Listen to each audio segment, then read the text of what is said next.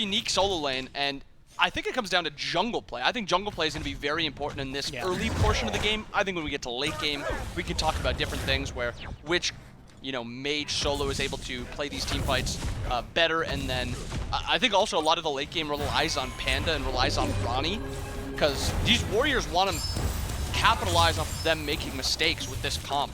You pull beads on Panda, Ronnie's ult is all the more important. You pull Ronnie's ult, Panda's beads are all the more important, and there's a lot of things you have to be able to beads.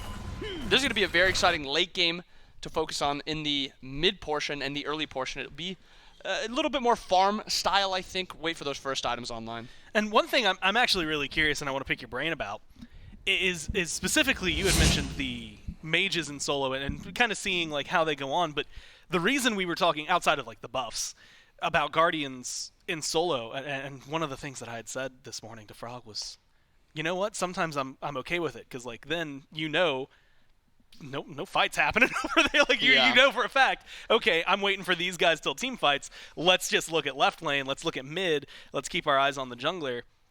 But when we get these mages involved, and we just saw Sot like pushed up against the tower line of FineOK, it becomes an extremely volatile lane on the right-hand side. So, you've got Oleron, Afro on the on one side of the map, and then you've got these two mages that are going to be fighting each other face-to-face on the other.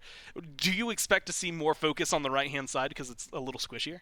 I think the fighting is going to be kind of split between just what the team wants to prioritize, whatever the team is going for, because the volatility usually comes into duo lane from, ADC's a lot easier to kill, you can punish them a lot easier, and then you look at the solo lane, it's like you said, farming warriors that are just rotating for team fights. When you get to these squishy mages, these gods that aren't as safe, even if they're going to be building those tankier items, very volatile over there, and a lot of blue buff importance.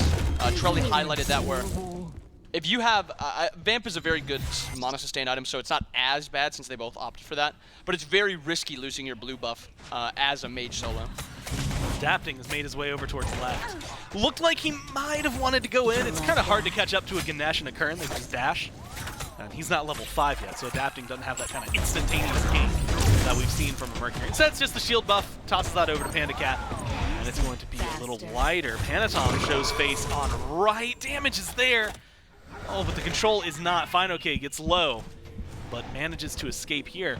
And this is more or less, I mean, we were talking about the Daji. The Des talked about the Daji being very important for pulling beads. You mentioned it here for Rongyu, Panda Cat. I think like that engage up against something like the Oleron, maybe even early on, but whenever Panatom's going to get involved, it is a pick that in past has dictated entire games just on its own. Yeah, and that's the strength of Daji, where she's a pick-oriented god, but she plays late games very well because of the banish. So she does get ahead, she does get that lead, she has that one-shot potential, that bully potential, and if she's behind, she still has that pick potential of just pulling beads. So she does a lot of things very well. I also think she got a buff, maybe not this patch, I think it was maybe the patch before, where she actually has some lower cooldown on her 3, so a little extra strength there.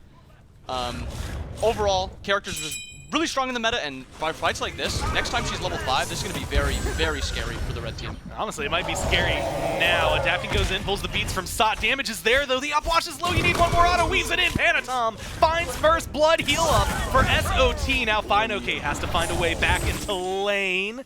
It's going to be slow rolling, but they don't have the abilities. Cooldowns playing a big factor. FineOK walks away. Blue buff invade Warriors with first blood. Such a tough kill on the Opwash there. He's so tanky with the healing on the passive. Pegon going for the red.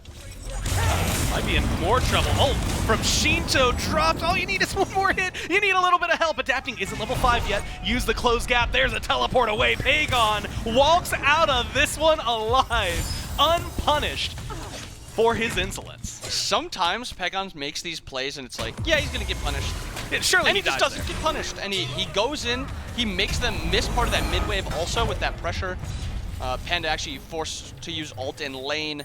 Should kind of be the end of it. You were spot on. 2 ults for 1. Fight, fight, fight. Everywhere on the map like broke out within 30 seconds. It's just everywhere is so volatile in this game. You look at double assassins in mid. You've got both junglers that want to fight at 5, and now we both see them hitting over to 5. Obviously, Panatom's got a little bit more strength with the Jotuns compared to tier 2 Rage for Adapting. So expect Panatom to start making plays a little bit earlier, but as soon as Adapting gets that Rage online, that's where we should expect to see them to make plays around Adapting. You've got some good targets for a crit to hit, right? I mean, unless we see a Spectral online early, we are not looking at some tanky players on the other side. Sot, Panatom, Pagon, Netroid, some of those can turn the damage around back on you. And like you said, Sot can be a little bit of a nuisance just because he's got that passive heal. But then he's still a mage, right? At the end of the day, he's still a mage. He can heal up as long as he gets 2 crits in a row, get a little lucky for Adapting. That could look good for them. Now, like you said, ults up for the Mercury and for Panatom. Goes in for a brief but not quite full invade. Gets, I think, a little bit of experience away, leaves you out just the big there for Adapting in terms of the mask camp that is existing over on the right-hand side. He's been lurking around over here. Feels like he wants a little bit more. Adapting has gone beads. Panatom goes in, gets a lot of damage. Oh my god, the burn that he has. Adapting cannot take this fight. And just like you said, until that Rage is here, this is Panatom's show and he's looking for more forces. Oh, teleport to him! Oh my god, Panatom! He's just better! He out-mechanics you and kills you every day of the week. What a play from the jungler on the Warriors. The timing on that was so good. Even a second later, Netroid actually getting dove here, forces all Who cares? down. Kill him! It doesn't matter! Panatom made you look like a clown! Wow. What a play by God. Panatom. Duo, nothing happened too much. Panatom lives on right side. They invade the blue buff also. Whew. Wow, what a start to this game already. Panatom, man, I think it's all downhill from here, dude. I don't know if you can do better than that. That was so crazy. Oh, I want to watch that, and I want you specifically as we go through the replay, because it's so specific. It's so narrow how he gets this to work. Well, I think it's a little bit of him being confident that as soon as Adapting hears Blink, he's going to use ult, because Panatom has his ult up too, so it's Adapting want to trade, the ultimates, but Panatom just, a lot less risky just using the 3 cooldown instead of the ult cooldown, and then it's if Adapting doesn't think that you're just going to 3 onto him, then he's just dead. And Panatom plays it exactly as he should. Adapting plays it as expected also, and the kill kind of comes through, and it looks incredible as he does it too. My favorite, and it was just immediately you see that. Once you know he's out, I look at the player cam, Panatom standing up pointing. He's like letting fist him know. pumping. And as he should, what a play. And yet it's just the second kill of the game. We're only 7 minutes in. The Warriors are up 2-0. Gold's not even that separated from these two teams. As far as things go, this is pretty even. Yeah, and I think you just have to look at solo or duo lane. Aphrodite and Olorun is very hard to punish in this 2v2. So much safety, so much damage. They can out-trade you. They're going to need Panatom to come over here to, kind of take some pressure off them. But Panatom at this point doesn't really have a ton of kill potential over here. Afro has ult. Panda has beads. It's a very difficult kill for him to make. I wouldn't be surprised if they kind of just let Duo kind of do its thing and just play through solo lane right now. That is going to be a difficult matchup for them to keep fighting through, and those blue buffs should be kind of chain invaded. I'm going to be real with you. It's going to take me a while to get I can it's just in my brain. It's ingrained just watching Panatom. But we'll have to wait until we see anything like that. More so, I'm wondering, does it do anything to maybe affect this kind of fight? Pagon taking a little bit of damage, saved out, manages to disengage from Shinto. Panatom comes in, saves the day, helps keep his mid laner alive just a little bit longer. Adapting, helps turn things around, gets at least one. Beats still up for the Mercury. He's going to use him a little late. Panatom's low, dash forward, punch, good. Now Sot has to come in and try to clean this up. Adapting with a double kill. And it looks like the disengage is there, so that answers that question. If he's feeling put out after that last kill, you would not know. A great turnaround for him. And it maybe doesn't look as flashy as as Panatom's play, but that is not an easy play to make too. That's a flick that you have to hit. Panatom can go just about anywhere there. He could have gone towards Sot, he could have gone towards mid, towards his own jungle. Very difficult for Adapting to get that flick and to actually hit that. And he gets the shutdown also onto Panatom, and Adapting actually has the lead now in jungle. 2 stacks onto his Rage. That Deathbringer is going to be online very, very soon. And a Deathbringer Mercury at 10 minutes is going to be very scary for the Warriors. He heard what I said, and he was like, no, that's not going to stand. I'm not going to get out-mechanics by some new kid on the block. I'm going to show him what's for. And so far, 2-2-0. Has turned this game fully around. Again, it was mostly even, but now in favor slightly of the Leviathans. And with that ult online, or at least coming back up soon for adapting, last time has to use it for a disengage, but now has 2 stacks on the Rage, and more specifically inbound. It feels like it's the premise of a Mercury. Hey, I'm going to show up in solo, and I'm going to start my ult behind the tower, and then I'm just going to kill this mage. I'm going to go to duo. And this Karnanos, who no longer has a tier 1 tower, he's just cannon fodder for me. And like you said, if he finishes off a Deathbringer, it becomes a much more dangerous game for any warrior to try and fight him. Yeah, and that is the spike that you expect adapting to play around. Netroid, level 8 right now, a level behind Rongyu, the enemy support. Genetics also level 8.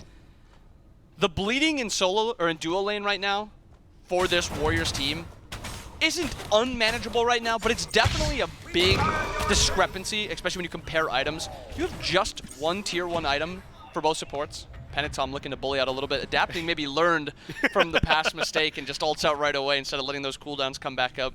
That doesn't seem like it's stopping Panitom, though. He's still walking around deep in the jungle. Poor Netroid, though. And you mentioned the level down of the enemy support. And in some cases, I mean, for a little bit there, he's technically 2 levels down, so probably shoot it right in the middle. Level and a half. And that is a difficult spot to be in, especially because it doesn't seem like the Leviathans are giving him much option. They are still pushing up, so he can stay under his tower. That's helping a little bit. But at the same time, you don't even feel safe under your own tier 2 when the Aphrodite healing is there. Exactly, and Aphrodite ult allows tower dives to be a lot easier, and Oleron ult also allows tower dives too. So it's a risky spot for Netroid to be in, and Ganesh isn't giving too much survivability to him right now. Ganesh is mostly playing for those team fights, trying to get items online. And right now, they're just walking through enemy jungle. Genix takes no poke there. Not a single active poke. All in on Shinto in mid. So, yeah, a lot of damage towards him, but not the full commit. I'm kind of surprised to see they fell back. Then again, there's 4 Leviathans.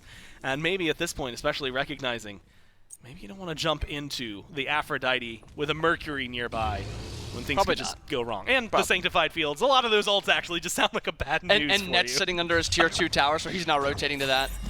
Slight advantage for the Levi's with the ult trade because they have the 10% extra cooldown in mid lane. And he's also backed for his 2nd relic in mid now. Shinto's got 2 relics. Pegon still has not reset. And these are sometimes spikes that SPL teams will opt to play around as the solo laners trade ultimates and relics. No relic forced by solo. They'll just heal up. Actually, relic forced. A lot of damage actually coming out. Wow. Solo. Didn't think he would be this Adapting low. actually ulted in. And now he's going to have to drop his ult. Adapting, like you said, is here. The damage could be there. The ult's helping. The tower's not doing enough, though. Adapting low. Panitom comes in, needs a little bit more. Beads are back up for Adapting, so even with the ult, isn't going to be what you need. You have to hit the shots. And now 3 stacks on the Rage, as well as a back here from Adapting. I was thinking maybe he had enough gold. Let's see. Item purchase, just a blink for his level 12. And Solo being a little maybe disrespectful with the build, opting for a breastplate instead of that, cloak that we had talked about, the Baskin build, or even going a magical defense item. That Baron damage was probably a little bit more than he anticipated. Shinto, it's been the fight of the ages between him and Pagon, but you've got Genetics helping one side. Pagon still barely makes it out of that one engagement alive, and now you've got Rongyu, Panda Cat, Adapting, looking for your life, and they're going to find it. They're going to pick up Genetics as well. 1 for 2, and the Leviathans answer the Warriors in kind.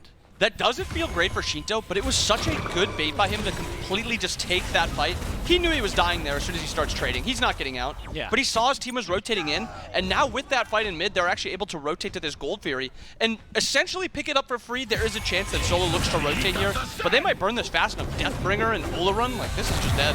The control seems to be here, not only, like you said, just dead. Who's going to rotate in? Netroid? Not in this life right now. Just now hits 12, backs up to the base. And that's going to put us around 2,500, just a little shy for the Leviathans. It has been a very exciting 13.5 minutes. This is a best of 5. We've got so much Smite to play. But this has been nothing short of a spectacle between the Warriors and the Leviathans.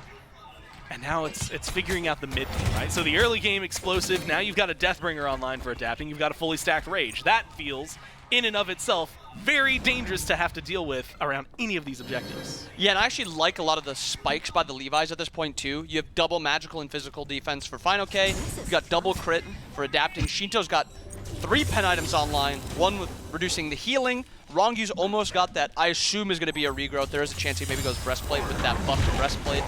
and then you have 2 items on Panda.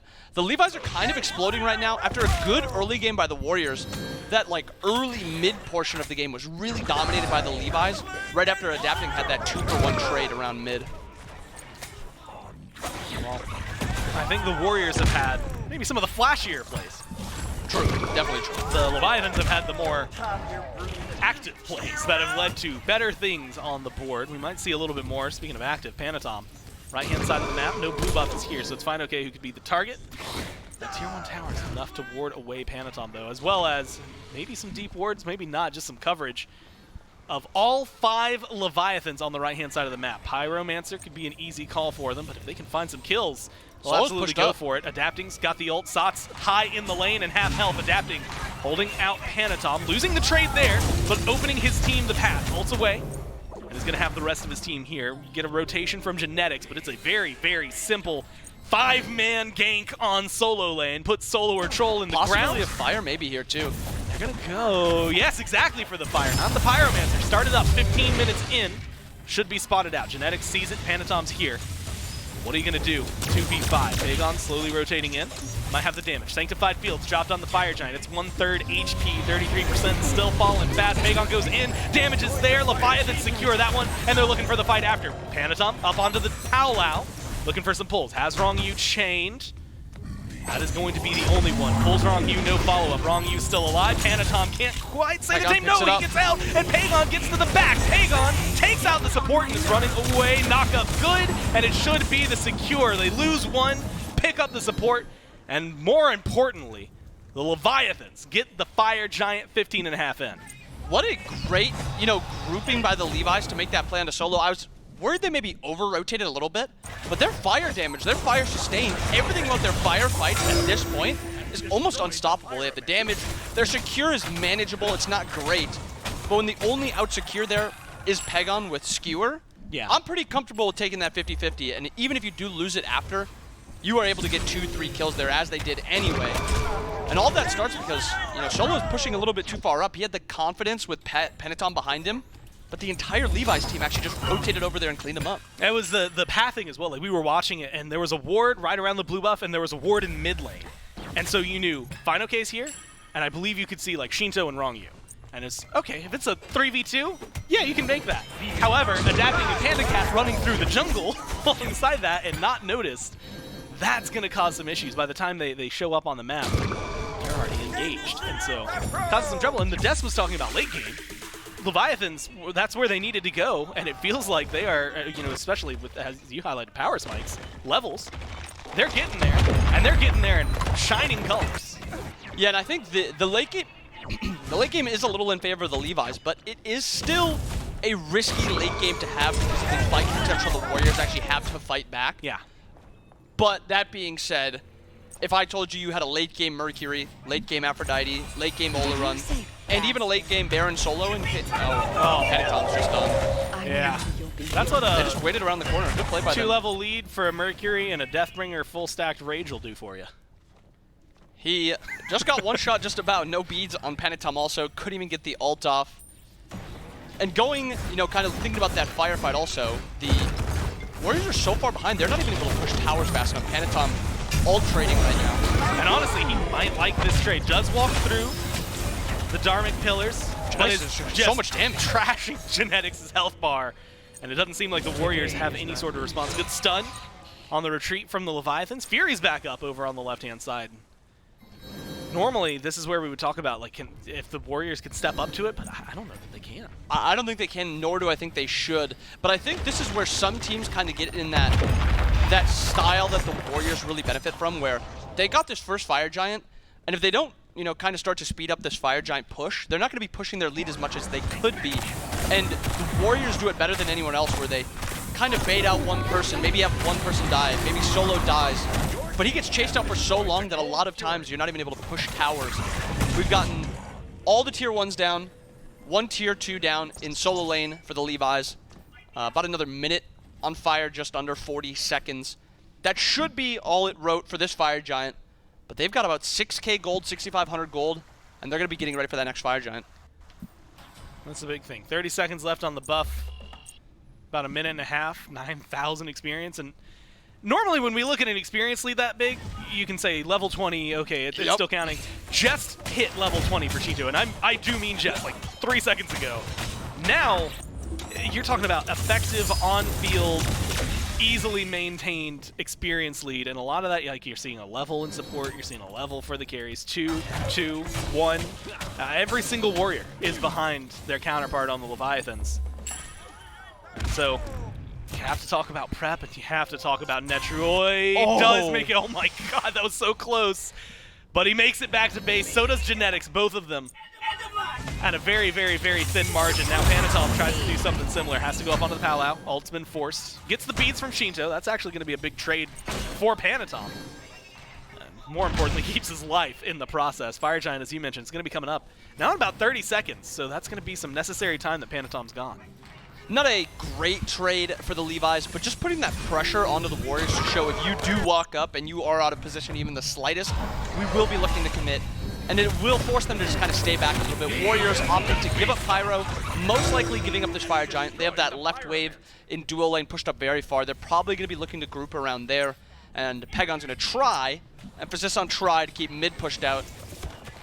Baron's matching him in mid. Not somebody he's too scared of. There's no too much threat there from the Baron, but this is something that Pegon can pretty easily keep up. Now, we see Leviathan stacked up. Fire Giant left side is where the Warriors are at. Tier 2 is going to be their option. So Fire Giant should go pretty easily to the Leviathan. He just trades with him. Yeah, Final K's come back, adapting. Panatom taking some shots now from the tower. Panatom's kind of low. Adapting's got the ult charge. Isn't going to go in. Fire Giant on 5. You got to be careful. Pegon backs to base, as does Sot. 3 of them stay around, and it was looking like it could have been a big loop around from the Leviathans. Instead, kind of 2 ships passing in the night, just avoid each other narrowly. And adapting right now when he gets 3'd on by the Daji, instead of running away like he had to do in the early game, he just turns and trades with him. Yeah. He just crits him in the face. Alright, bet. Level 20 Mercury with the finish serrated. Bloodforge maybe finished on back. He did hit the reset, and he did finish the Bloodforge. Now we've got a double lifesteal, double crit Mercury with Pen at level 20 with Fire Giant, and they're going to be looking to group and push down these towers and eventually Phoenixes. And a 3-level lead at that. Right? And a 3-level lead. If it wasn't enough, if all those things didn't already sound good, he's also ahead. He's the second one to hit level 20 this game, just behind Shinto, which, come on, you've been watching Leviathan's games for a while. Yeah, that makes sense. And it is just an insane, insane turnaround. Again, the Warriors, it felt like they had something explosive going for them. Maybe they still do. Panatom was over on left. Looks like he's going to be backing. Same for Pegon. No, he's not going to back fully, so it's going to be Shinto versus Pegon. And a 1v1 over on right. This could be a massive kill for Shinto to find it. He's got the damage, but Pegon has the distance. No blink. Maybe no nothing to say about this one. Pegon's just going to be forced on the run. Meanwhile, the rest of the team engaging. Actually could run to his help. Has Panatom. Teleports forward. Shinto is still on the chase. Pegon is going to swap out.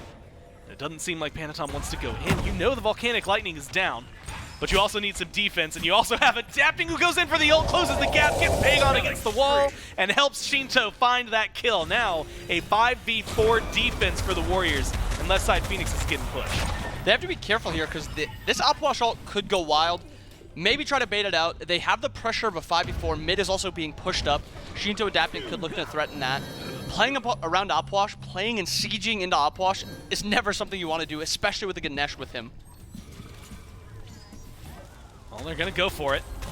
Dharmic Pillars, technically available if you need to drop it. Somebody's got to do something at this point. Baron goes for the pull. There's the Sanctified Fields. No one is looking great for the defense here on the Warriors. Finally, Dharmic Pillars come down, create some space, but you're still in the 5v4. Phoenix just a couple autos away from being destroyed.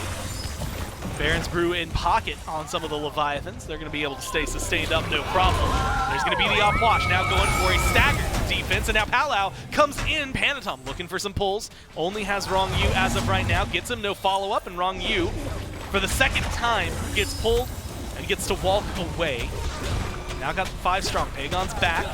That seems to be enough to make the Leviathans play this carefully. 5 ults used by the Warriors, and we still have Shinto's ult up, and Adapting and Fino K's ults are spawning up soon This Phoenix is also very, very low. Yeah. I want to see the Levi stick around here. Heal up a little bit, and then this should just be yours. Just play it slow. You still have time on this fire. Don't get too antsy. Wait for your ults, and then take the fight. 40 seconds to try and get it. They just walk forward. Couple more autos should do it. Left side bird goes down for the Warriors. And now they're going for a pull as well. Force the beads out of Sot.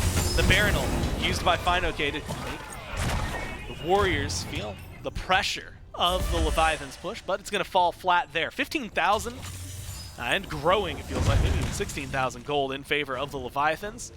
And neutral objectives galore. Adapting looks like he's going to just go ahead and solo out the Pyromancer.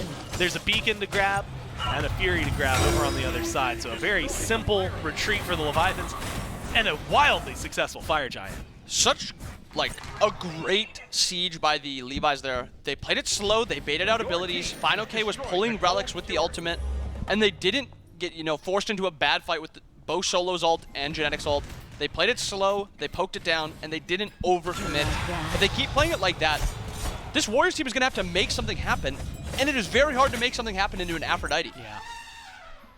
Titans gonna spawn up over on right as the beacon gets captured. It didn't get captured by the Leviathans, so it felt like they could have just split, taken all three. They let the beacon go to the Warriors, but they grab a Fury, they grab a Pyro, and now they're gonna be set up. They maybe have just been waiting to get that Titan to delay coming out of base a little bit more. True. Because the left is going to be pushing up. They're going to have Titan coming down right as this Fire Giant is going to be spawning. Still not EFG. So not like a true threat, but with how much sustain they have and how they've been able to play these fights, it still should be pretty easy. Fire should be spawning first. Titan should be walking down second. They have the left wave pushing down right now. 5-man groups by both teams. Nobody's pushing out left wave. There's a grouping. Missing Finoke for a moment on the Leviathans. Could be a pick if Panatom can close that gap. Goes in, tries to get the damage down on the Baron, but there's the rest of the Leviathans. And there's the ult as well. They've got the damage. Genetics is getting burned instantly, pulled back by Finoke, and a simple kill for the Leviathans. Wow. And it has opened the floodgates. You lose Netroid. Pagon forced to retreat. Panatom up on the Palau, looking for some pulls, looking for some damage. Goes down in, picks up one, but you're losing the rest. You need to find more kills. You need to go huge if you're the jungler here, and you've got a double. Adapting. You're looking for more, but Adapting has turned this one around. The Mercury, even though he fell early, turns things in his favor for the Leviathans. It's 14-7. Fire Giant's up, Titans available. They can't end the game just yet inbound, but they've got 40 seconds to do whatever they want on the map. And it was a pretty crisp turn by them. They were looking to go get the end. Instead, they have to go get the Titan down and right. They still have a good amount of time, but I like that they split up here. There's no way they can get exactly what they need, which is ending the game. So they push down mid. They go get this Titan. They're gonna hit a reset quick, and they're gonna come back to. They're gonna come back to Fire Giant now with no relics on the Oni Warriors other than an Aegis on Netroid and a Frenzy on Genetics. And the Levi's are feeling a little bit better with beads on both solo jungle and the Blink still available on Shinto. And then they also have the Aphrodite on top of that, just in case anybody doesn't have relics. Yeah, you've got a Titan still technically pushing right. Meanwhile, and as you highlighted, Shinto just says, cool, y'all deal with that. I'm going mid-Phoenix. So takes a second bird. You've got fire minions on left, and that Phoenix is still about a minute, maybe a little shy of respawning. So there's nothing the Warriors can really do. Fire Giant, if you're looking for something fortuitous for the Warriors, it's not enhanced yet. That's going to be the only thing. Unfortunately, you've only got the one objective currently to try and defend. It does look like you're going to find it. Shinto, though, gets baited in by Genetics, and that's going to be the jump in from the Warriors. They kill him off. Fire Giant gets still picked up by the Leviathans. Panatom onto the Palau, throws out some chains. Could be just a little bit of damage. And it's going to force the beads from Finoke. Falls back. The rest of the Warriors are here. Can they continue their engage in a 4v4? Genetics is low. Panatom too low, maybe by his side. Caught out in the jungle by some CC. Stray and errant damage finding its way onto his health bar. But he manages to live through a majority of it. That kill onto Shinto ends up being massive. But is it going to be enough for the Warriors? Left, Phoenix has spawned, but they still have the fire waves pushing down there. This is a 4v5 push by the Levi's if they go for it. They take the speed away, they walk away. Happy with their Fire Giant. Not too happy that they aren't able to put the pressure on right now because Shinto is taken down. But overall, I think if Finoke is able to hit either the 3 or the 2 to speed up the team or to slow down Solo Troll, that is a fight the Levi's are taking. They are 100% going to try to kill Sot. Unfortunately, they don't hit a lot of their CC. They don't hit a lot of their chase potential. and then they don't want to chase too far into the jungle just in case someone on the Warriors, and there was 3 of them, were waiting behind a wall. They're just waiting, hoping they maybe get a little bit more than Shinto. They got Shinto, though. That's a huge kill. More importantly, and something that you had highlighted as they had reset, they get their relics back outside of Sot's beads, which are now down, but everybody else has theirs, which is maybe something you wanted a little bit more. Unfortunately, you let the Leviathans keep theirs, so there's not necessarily a huge pull on the other side, but it gives you back a more equal footing. Shinto's back on the board, but no Fire Giant, maybe slows things down. You have a weakened left side Phoenix. Adapting at this point, he's so far ahead, he feels comfortable. He's gone in for a mantle. How do you like that on a Mercury?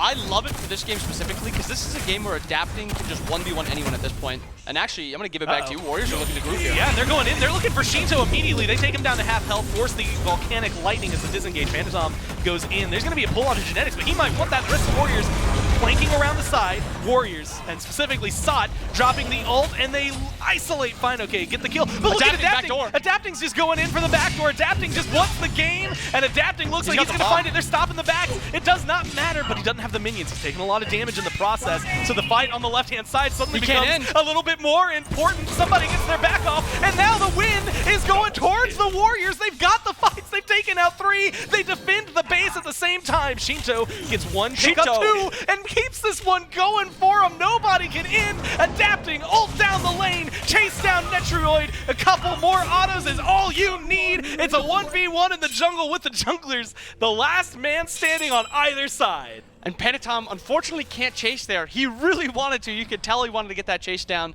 but he uses his better judgment. Team's probably pinging him and telling him to go defend middle lane, get this Phoenix back up. What an incredible 5v4 fight. Adapting, if the wave, one more minion walks in there with Adapting, he gets the end. But that one minion means he's going to have to aggro it the entire time. He's unable to take the 1v1 versus the Titan, which no character can 1v1 the Titan. And unfortunately, because of that, Fire Giant is off everyone on the Levi's except Adapting. All 3 Phoenixes are back up. And then EFG is spawning again in about a minute and a half. And it's this world. So when Adapting doesn't kill the Titan, Shinto and the rest of the Leviathans losing the fight on left. If Shinto does not kill 2 there, he kills off Genetics, and I believe it was the chase down on Netroid, but he gets 2, and that's important just for the numbers game, right? Because otherwise it feels like, yeah, there's 2 tier 2 standing. You've got 40 seconds if you're the Warriors. You just run it down and try to win. Hope that Adapting can do enough. So they pull a very maybe small thing at the tail end of it, but just enough to make it so that now we're talking about, like you said, 3 Phoenixes up for the Warriors. Fire minions done and dealt with. You're still in the hole by a lot, but experience doesn't matter anymore. Everybody's level 20. Items, admittedly, kind of stopping mattering as we start to talk about the fact that you've got 6 slots for everybody, I think, except Genetics now, who is still holding on. And then upgraded relics, right? That's going to be the other conversation. Wards as well, considering the inventory for the Warriors. And so Unbound, like you said, I think it might all come down to this EFG fight, or potentially one nearby. Depends on whether or not the Leviathans or the Warriors, they've been looking for fights anywhere except where you would expect them. Yeah, the Warriors have been taking these really, wonky, hard-to-tell fights, and it's working out for them because the Levi's don't seem prepared. For the positive side for the Levi's, even though that they, are kind of in a much more even 5v5 at this point, there's no other towers up. Mid and left are weakened. If they win this, even in a 1-for-2 trade, 2-for-3 trade, where they have this little advantage, they can still look to end. On the opposite side, the Warriors have to have a pretty convincing end or fight to be able to get an end because there's still towers up. They've not killed a Phoenix yet. Unless they get that EFG, where then the backdoor protections don't matter as much. But it's a little bit more difficult still for the Warriors to get this game than it is for the Levi's. Fire Giant spawned in, blue flames on his shoulder, enhanced as he stands tall 33 minutes in. The Warriors with control of the pit right now, vision being dropped all around the board. Leviathans grouped up, maybe looking for Panatom, who's over on the side on his own. Beads not used by Sot. He gets pulled in and stunned, but he's tanky enough that he's not too worried about it right now. Maintains relics. Not his health bar, but we mentioned this surprisingly like 30 minutes ago at this point. He's got a lot of tankiness. Blink for blink trade, Shinto and Panatom over on right. I want to say it's going to give us a little moment to breathe. as the Leviathans fall back and the Warriors maintain their positioning. And a little look at the outside fight where Panatom's going to be looking to, flank. And the Levi's have so much damage and so much burst from both Shinto and Adapting where wherever Panatom goes, if there's an assassin with him, he has to be very quick on that ult ability to be able to get in the air and immune some of that damage. Adapting also has that survivability from Mantle, so I don't think that's a 1v1 that Panatom can really even take. I expect Adapting to be the one to kind of, make a play here if a 5v5 fight doesn't just break out. Panatom got his 1v1, Yep. And since then Adapting said no more. Once he finished that done. Deathbringer, it really kind of fell apart. Pyromancer, it's the option right now for the Leviathans. They drop it instantly. As the Warriors still showing face. Everybody's grouped up over here. And in an ordinary scenario, we'd be talking about Fire Minions if we were, in the last Fire Giant fight. Instead, you got to talk about sustain for the Leviathans, sustain for the Warriors. Everybody's full health. Those blinks that were just used, 50 seconds off cooldown, so they might be back, honestly, by the time the fight does truly kick off. Looks like Leviathans backing up a little bit. And this is that awkward Fire Giant dance as well, because both teams are very much aware. The 20,000 gold is not as big a deal as maybe it can seem. Finoke even swaps out an item fully here at the very end. That's how rich they are to pick up a Spirit Robe. But it's going to be Adapting, honestly, and this is something top-down, we have a benefit. He's not going to be around for a little bit. He's on the left-hand side. Exactly. He's going to be looking to split the map a little bit, not show on waves. He tries to get a little pressure on the map with this Oni Fury to get the enhanced waves pushing. Going for that shield buff too. I was a little worried he was going for that left wave, which would show him on the map. Yeah. He just goes for the shield camp, which is no surprise. At this point, when you get to these 5v5s and you're sitting around Fire Giant, both teams are kind of, talking. There's not a ton of, stress put on the game right now. Let's get wards down. Let's look for little openings. Maybe how do we want to play this? Stuff like that. These fights really come down to who makes the first mistake. Does somebody walk up too far? Does somebody force out an ult that doesn't need to be used? Is a relic even fat-fingered, something like that, where it just completely changes how a fight should be? And those are the small things that you don't think a lot about, but they change fights immensely. And those small things, Relic's maybe the biggest one, right? It feels small. Oh, I saved my life by popping my beads a little early. That can do it for you. Fire Giant from Genetics, take it up. Panatom goes in. Let's listen in on the Warriors as he gets deleted off the map.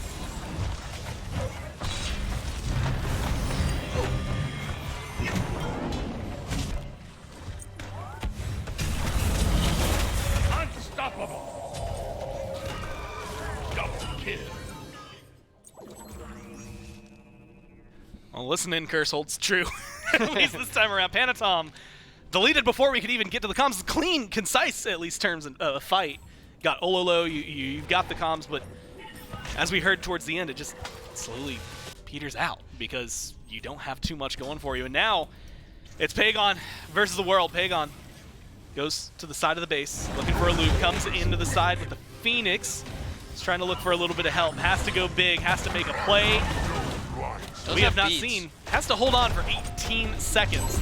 He's just fighting the minions. It's going to be the Leviathans with one decisive fight around the Fire Giant and a very easy Titan kill at that to take game one after what started looking like the Warriors at the very beginning. Yeah, a little anticlimactic end to the massive fight around Fire. Not much Pagon can do, or Pagon, not much Pagon can do there. Mostly just have to hope somebody runs in a fountain or something. Really not much to be had. But overall, great game by the Levi's for most points. A couple misplays getting picked when they, had Fire Giant, weren't really pushing their lead, I think, as effective in that mid to late game. But just overall, this is probably some of the best we've seen the Levi's perform. They really took a step forward from just yesterday and last week's game to now. And the fact, Slaney even said it earlier, but the way that their schedule has been, Dragons, which he donated, this is not me, this is Slaney's words, donated as an easier matchup into the Ferrymen. And then yesterday playing the Hounds, coming into the Warriors, kind of man, we're playing really tough teams on the back half of the week every single time. They're getting footage on us.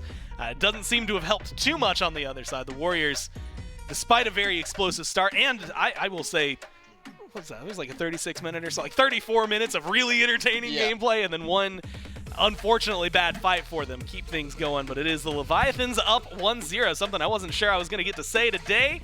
Well, we've started it off here. We'll see if they can continue this or how the Warriors will answer back right after this quick break.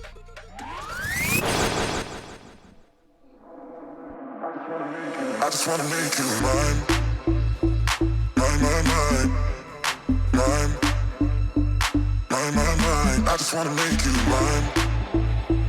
Mine, mine, mine. Mine. Mine, mine, mine. I just wanna make you mine. Mine, mine, mine. Mine. Mine, mine, mine. I just wanna make you mine. I just wanna make you. I just wanna make you. I just wanna make you. Mine. Mine, mine, mine. Mine. Mine, mine, mine. I just wanna make you mine. Mine, mine, mine. I just wanna make you. I just wanna make you. Mine, yeah. Mine, yeah. Mine, yeah. Mine, yeah. I just wanna make you mine, yeah. Mine, yeah. I just wanna make you. I just wanna make you. I just wanna make you. I just wanna make you. I just wanna make you. Mine, mine, mine. Mine. Mine, mine, mine. I just wanna make you mine. Mine, mine, mine. Mine. Mine, mine, mine. I just wanna make you mine. Mine, mine, mine. Mine. Mine, mine, mine. I just wanna make you mine. I just wanna make you. I just wanna make you. I just wanna make you. Mine, yeah. I'm not mine, yeah. Mine, yeah. I'm not mine, yeah. I just wanna make you mine, yeah. I'm not mine, yeah. I just wanna make you. I just wanna make you. Make you mine. Mine, mine, mine. Mine. Mine, mine, mine. I just wanna make you mine. Mine, mine, mine. I just wanna make you. I just wanna make you mine, yeah. I'm not mine, yeah. Mine, yeah. I'm not mine, yeah. I just wanna make you mine, yeah. I'm not mine, yeah. I just wanna make you. I just wanna make you mine, yeah. I'm not mine, yeah. Mine, yeah. I'm not mine, yeah. I just wanna make you mine, yeah. I'm not mine, yeah. I just wanna make you. I just wanna make you mine.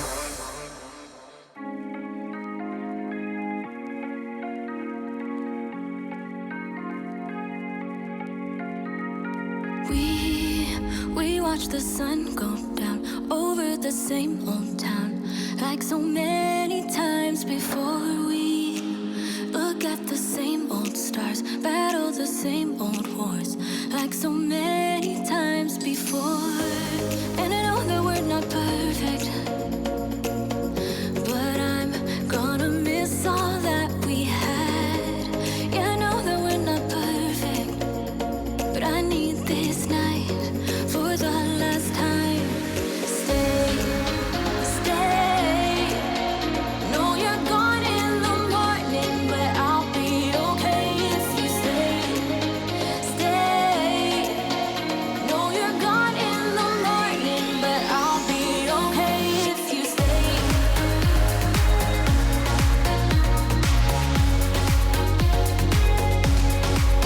If you stay. No, you're gone in the morning, but I'll be okay. We were never meant to last, but all the fun times we had, I'll never forget. We will always share a bond, no matter what, 'cause you have a piece of my heart. And I know that we're not perfect, but I'm gonna miss all that we had. Yeah, I know that we're not perfect, but I need this night for the last time. Stay, stay. No, you're gone in the morning.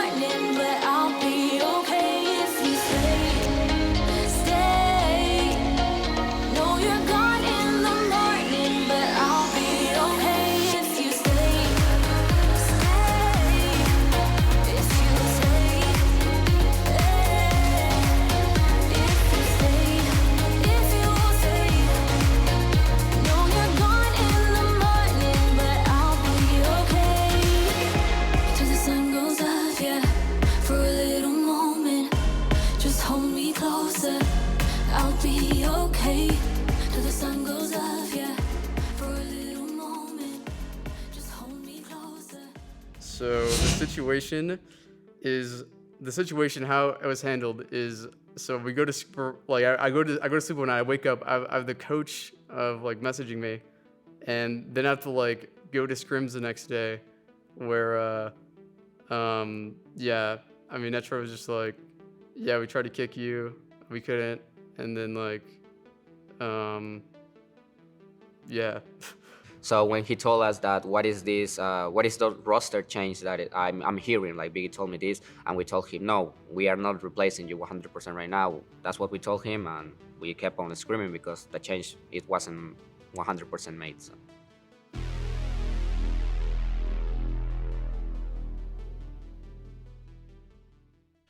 One of the most impactful or maybe dramatic roster changes in the history of the SPL.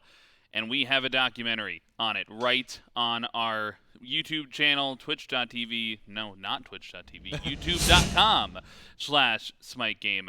And you can see Awesome Jake and the Oni Warriors inside the SPL.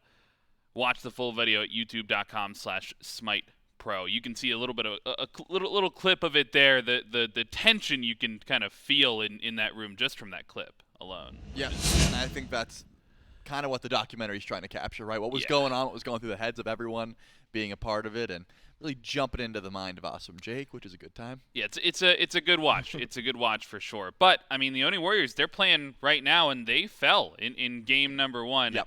The Leviathans taking it to them. They're trying to knock them off their win streak. They'll need 2 more games to do it, but I mean, that's certainly one that the Warriors want to bounce back from because the Leviathans look dominant. Yeah, I want to say that during Picks and Bans, I had 2 big problems that I brought up to you, and number 1 was the fact that the Oni Warriors had their choice between Set and Pele. They took the Set, they gave up the Pele, a bit puzzling to me personally, as well as the lack of duo pressure, which ended up being a big deal. I mean, Panda Cat had a 2-level lead pretty much all game. Wrong You also had a 2-level lead pretty much all game. That's what Oleron provides.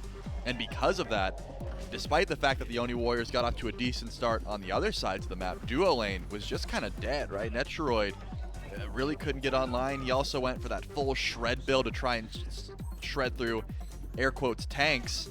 And it didn't seem like the tanks were the issue. It seemed like trying to kill Shinto and adapting would have been a lot better. I feel like a crit build could have suited him just a little bit better late game. When you see how much damage adapting was doing, it was a bit of an issue. Adapting absolutely popped off this game. The Mercury was a big problem, and I think it all stems from the start, man. I was very puzzled by the option to take the Set instead of the Pele.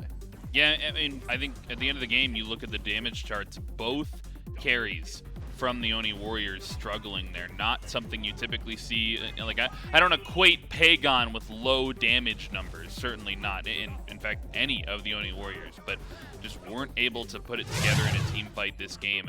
And I think the starts and the pressure around the map had a lot to do with that. You see it come through.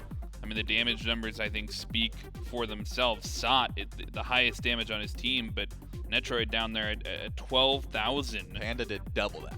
Yeah, that is, it's definitely something you have to look at for game number 2. Yeah, and I think that because of that, it's not like, hey, Pagon also got doubled, right? That the Pele diff was for real, and that's what I'm talking about. It just seems like Pele is such an easier god to execute on. Of course, Pagon loves Set. It's one of those picks that can be extremely dynamic, but when you look to the solo lane as well, right? Adapting 3-shot Sot, that is one of your tanks. That is one of your frontliners. It just seems like there wasn't a lot of answers for the crit that was coming through from adapting. You can't match that level of damage, and if you're going to build to shred through tanks, the tanks have to be the forefront of the problem, or it has to be like the start of the engagement. This is one of those matchups where Aphrodite was actually extremely impactful, right? It seemed like the Warriors were building to counter Panda Cat, trying to get to the Oleron. The Oleron wasn't the problem. Picks and bans for game number 2. The Oni Warriors, they lose game number 1, so they get the choice of sides.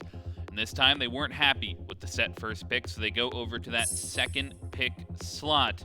And the Leviathans, they have they've got their game with the Oleron. They're happy with how it played. They immediately take the Oleron away. Not going to be the focus here for their first pick. Yep, and I respect that. They say, hey, we're going to play a similar style and take away that Khepri as well, but not something that we need to go back to with that Oleron.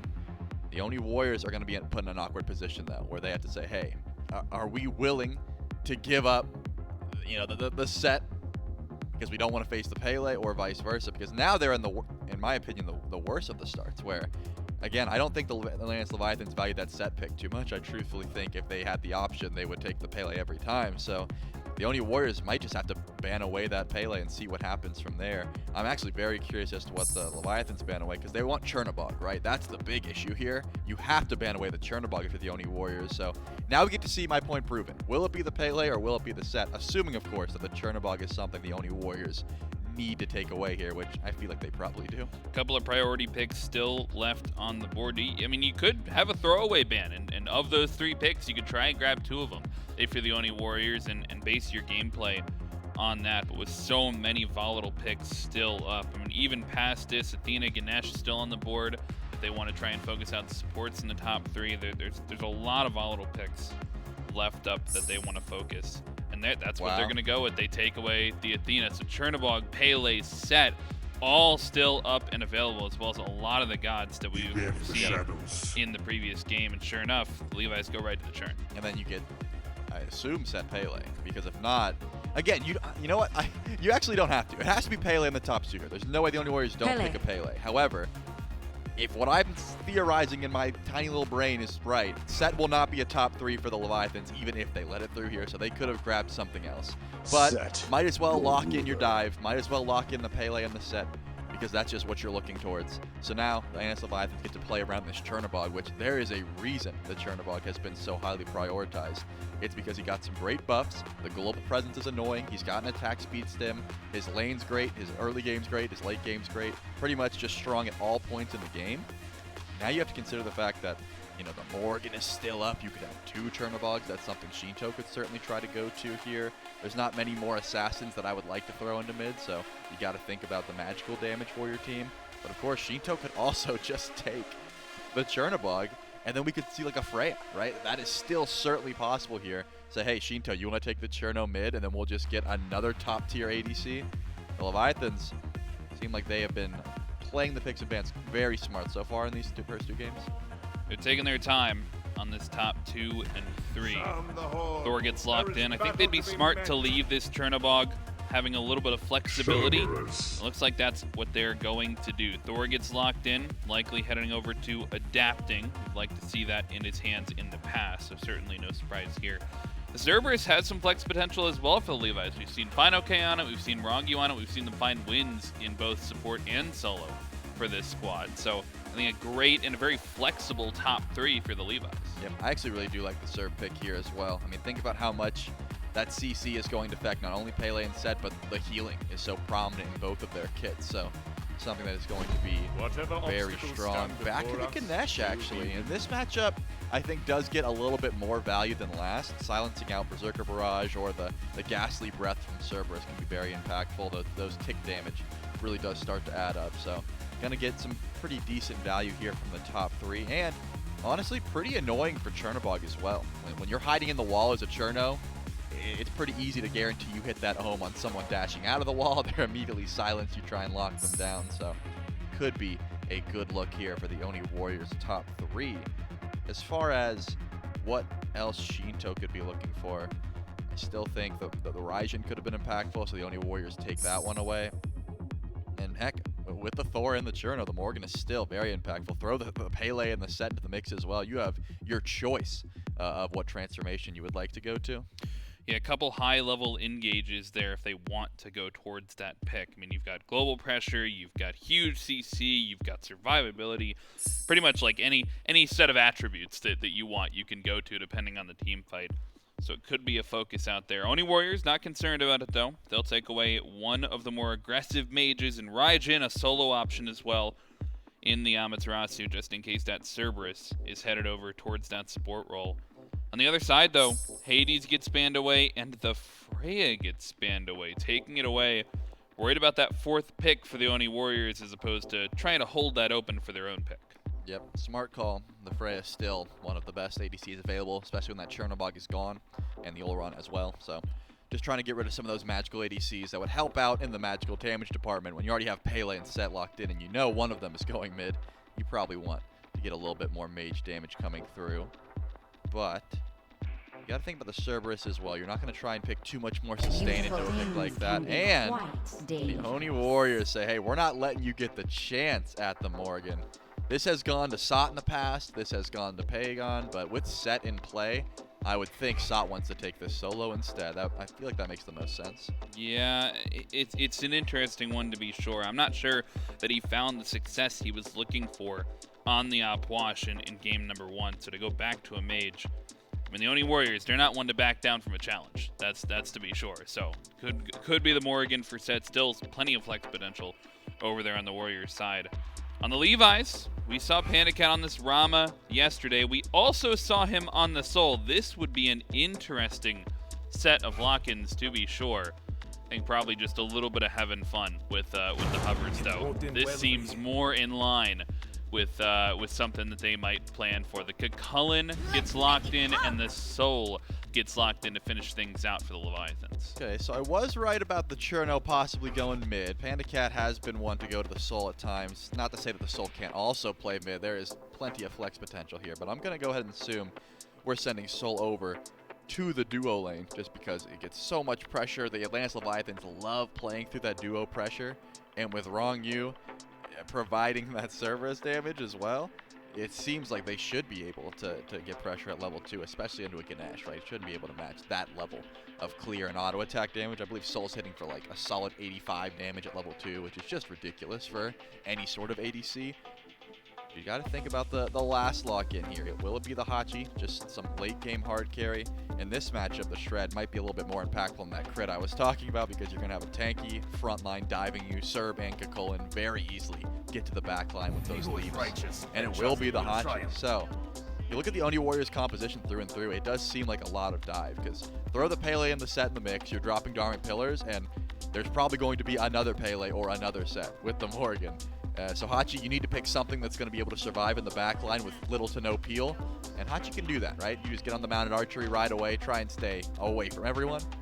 Yeah, Hachi has some of that survivability that you're looking for, some of that shred as well if it does end up being that standard dive from the Leviathans. But, I mean, a lot of dive coming from their side as well. Oh, yeah. Cullen, Cerberus all want to get in the back line. Then Chernobog, one of the few ADCs that just also wants to get in there. I mean, this could be sort of whoever pulls the trigger first, like that could be the advantageous, like whoever's engaging on their own terms might be the one winning these fights. Yep, I would say so, and that's the benefit of Chernobog is you can always fight on your own terms, right? You stay over in left lane, you split push your heart away, and then you say, oh, are you guys fighting at Fire Giant? Okay, I'll ult over. Oh, is there a possible gank happening? I can ult over. If not, you have so much safety just to get as much farm as possible. It almost guarantees you that fast track to level 20. That's why that pick is so highly prioritized. But remember, the Oni Warriors have one as well, right? They could always bring that Chernobog and fly over if need be. So there is the benefit of grabbing the Morgan so late in the draft. There's just so many great transformations here to try and make use of. The Oni Warriors got to bounce back, though. The Leviathans, I assume, very confident with the draft they've just gotten. They've got plenty of global presence, which is just so dominant in this current meta. And from what I saw, the duo lane of the Oni Warriors got pretty much shut down in game number 1. I mean, I'm worried about this frontline diff, though, to be honest with you. Atlantis Leviathans, they've been the only ones really going to this Cerberus so far, right? On the other side, Cucullin, it's the first time we've seen him picked in a little bit. He got a 10.10 We got buff, the buffs. and both of those characters as well have the anti-heal into that opponent dive. Like, those guys are going to be hard to kill.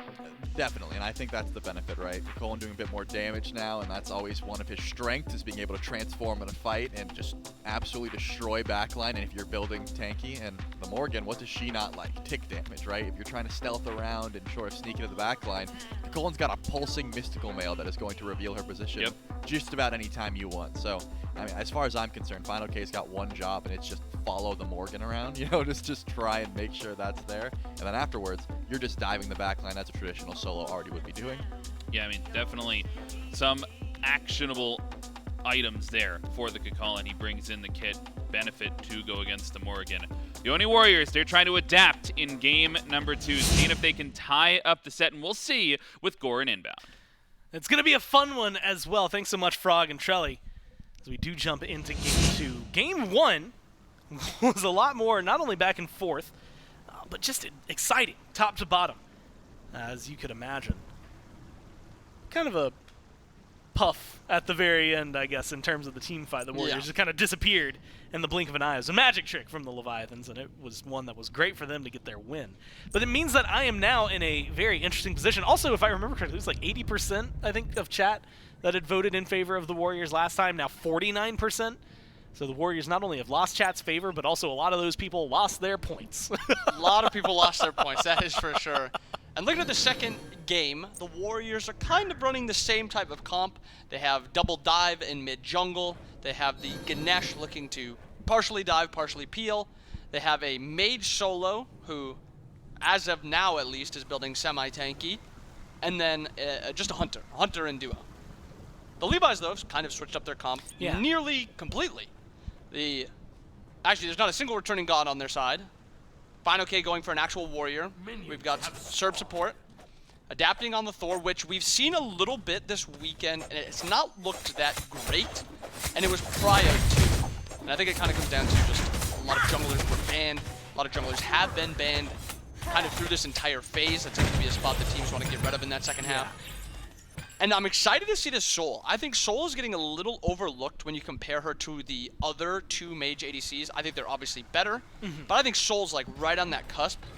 Her early pressure is so dominant, but I think this is the lane to kind of keep an eye on. You have the Morgan, we've seen Solo play before, and the first time we saw it, I don't think it looked that great, so it was a little strange seeing him go back to it, but you know, Solo's a competent player. You know if he's picking it again, you know he knows it's very good, and you know he knows that he's going to be able to carry a game like this. And I think in the past we've seen him go to it one other time, and that's like phase 1. And they ended up winning that game. I don't know if you say, hey, it was Solo who won that game, but like they won the game. He then played Merlin the game afterward. They did not win that game. And so it definitely shows some mages yes, some mages maybe no still. Oh, Pagon's pretty low here. And the thing I think to worry about, you know, we harped on adapting, I think, a little bit last week in the lane when he was playing Thor, specifically, I believe, against Baskin, which was that there were times we saw 2 cycles of abilities just not connect in terms of against Liana. Now we can maybe try to find out a little bit more. Pandatom's rotated over towards the left lane. Immediately has to fall back. Wrong you, Panda Cat. They're just too safe, too far back. And so the gank wasn't going to be successful. Instead, hanging around, shield buff spawns in. Pandatom's already got it, so it doesn't have to be worried about. Panda Cat, wrong you get to live, but they lose a little bit of experience. Small things. Yeah. No big surprise, too much is happening. But Panda did lose beads. Yeah, that's Genetics, actually huge. Yeah, Genetics dashed him, got the beads. And Genetics changing up the starter this game. Last game he opted for the Benevolence on Ganesh. This game he's going for the War Flag, which should lend to a more aggressive and more beneficial dive. Compassion feels a lot better when the enemy team is kind of running into your comp, and I think he recognized that.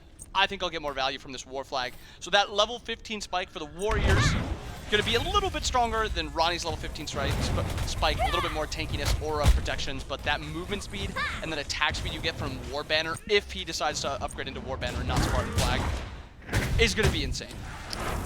So, honestly, maybe some saving grace. Last game, the desk had been talking a lot about the late game for the Leviathans, and they managed to get that pretty quickly just because of how well they ended up playing, starting kind of around the 7-minute mark. Now, we get to see what the Warriors have to offer, and like you said, maybe that's a small little boost that has a big impact for their late game on the Warriors to help balance that out. I'm also really, really invested in these junglers. I feel like Pele, I'm going to throw Pagon under here as well. Maybe I should just say Assassins. Basically a jungler with how he plays sometimes. Just aggressive, right? That's just the way that they like to be. And I'm curious if, you know, him, Panatom, or on the other side Adapting are going to be like the catalyst for this game. And I think it just depends who gets that lead first. And not to be outdone, I also think Shinto, with how he plays this Chernobog, almost plays like an assassin where he ults over to side lanes and just looks for 1v1s or even into the enemy jungle to look for that fight onto somebody. So almost like 4 1v1 characters that are going to be looking to fight a lot. And I think it comes down to these power spikes. Pagon's obviously not going to be looking for too much at this tier 2 trans. Panatom just finishing that Soul Eater. Maybe he looks to fight now. Maybe he waits for those 100 stacks. Adapting go a slightly more aggressive route. most likely going for that Jotuns, and that's where I expect him to kind of fight around. Shinto going Aussie. I can't remember if Shinto prefers the Aussie more than he likes the trance, or the full cooldown more build that you get from Chernobog. But the Aussie will allow him to out-trade and out-fight people a lot more, so I think I like the Aussie build. Adapting.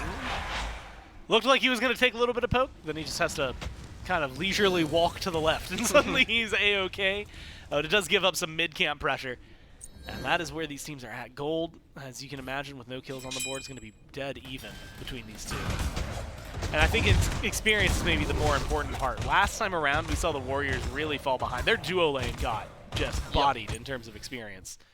And so now you're in a much better position in terms of keeping up. Shinto's the one that maybe, in games like this, at least that I keep my eye on, because it feels like he just manifests experience sometimes. You won't see him leave the lane. He'll clear the exact same amount as Pagon and the same place, and then somehow he'll still end up 2 levels ahead. He's already level ahead, and he's not really done anything extra. I guess, you know, Pagon still has this wave coming under tower, so he does hit level 7, so they are even right now. Double ult down on Genetics. Genetics taking a lot of damage. Shell is forced, uses his ult, walking around, Thor in the air. Genetics probably getting cleaned up here. Just one more on it. Just a little bit of timing. Adapting picks up the first blood. He has that Jotun's perfect time for a gank by adapting. Now he's got that ult cooldown, going to be up a little bit faster. Purple buff is going to be spawning. Unfortunately, he just got the back camp, so those still have not respawned yet. But really good pressure out. Levi's have been really opting to play through duo both games today. And honestly, it's kind of made sense. I mean, we talked about it, but Genetics has even gone on record saying that like a lot of where his voice comes into the conversation for the Warriors is actually in the late game team fights. So right now, he's not maybe as hands on the ball overall as you're going to have for the rest of the Warriors. And honestly, Metroid was kind of a non-factor last game. I mean, they just zoned him out so hard that any team fight you had Panda Cat in, and Metroid had to sit back and farm. His tier 2 was gone within minutes, it felt like. So trying to put that pressure up, it seems like it could be a spot where the Warriors bleed. Yeah, and the Levi's drafting these 2v2s that are near guaranteed to win. If you're picking something like Soul, you have to match it with an ADC that can pressure with a Soul, and there's just about nothing up that can do it. Olo is banned. Beads forced by Shinto there. Good timing on the dash by Genetics. I guess he's just forced into the beads. And now maybe that is an opening that they can look for. Green buff secured by adapting. Shield buff getting fought over. Looks like it was secured. I think that actually means Panda Cat got it. Yep. Because he's walking back up. He's the one who deserves it. He did. At least in his mind. And maybe, I guess, the rest of the Leviathans. Otherwise, there'd be an argument. Shinto's beads being forced, though, could be the opening the Warriors need. Especially after First Blood. I mean, it was very... I'm going to just call it easy, right?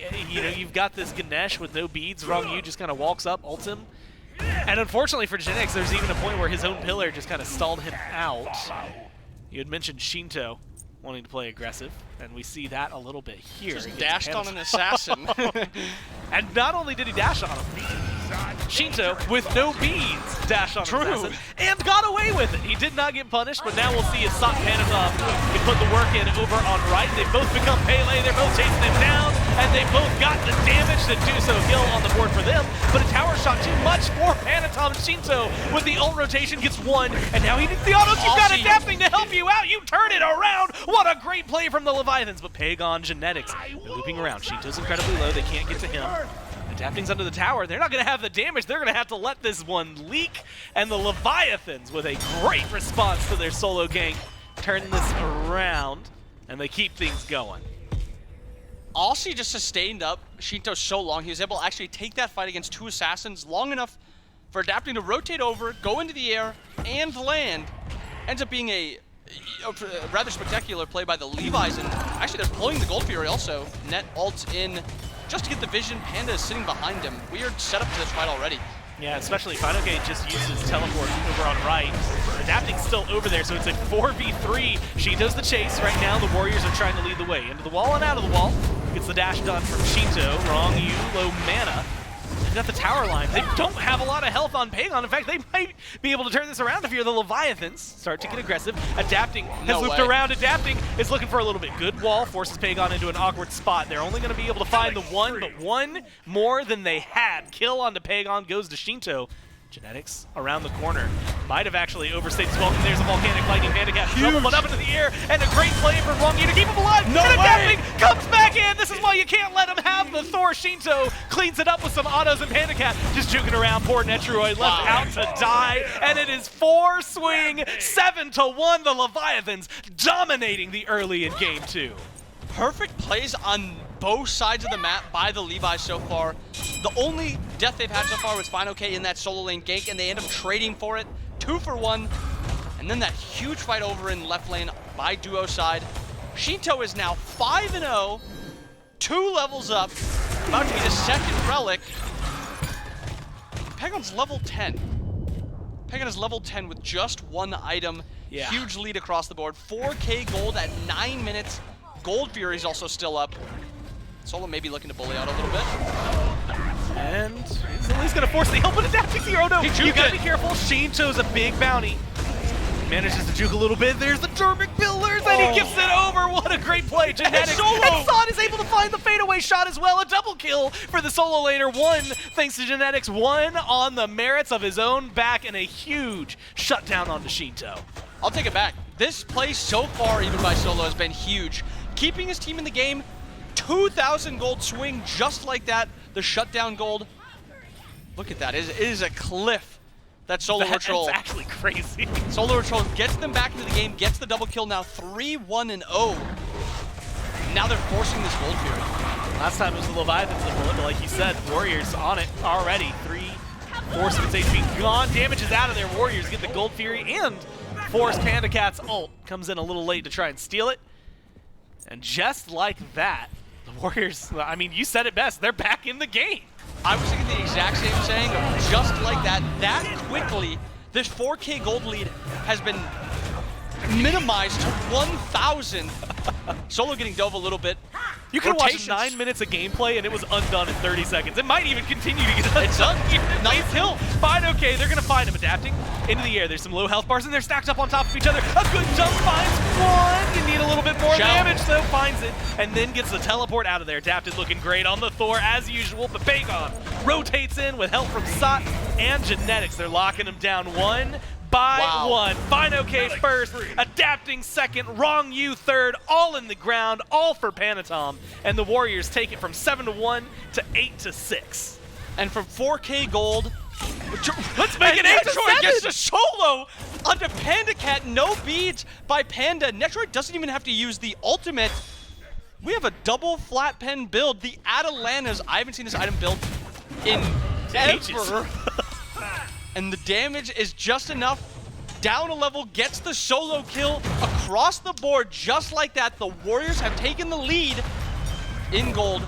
Incredible last minute, 2 minutes by the Warriors. Now Pagon, yeah, he's got time. He's gonna be just fine, as it turns out. Oh my god, 7-1. 6 kills ahead for the Leviathans. In that time, they have gone 1 and 6 in the last 30 seconds.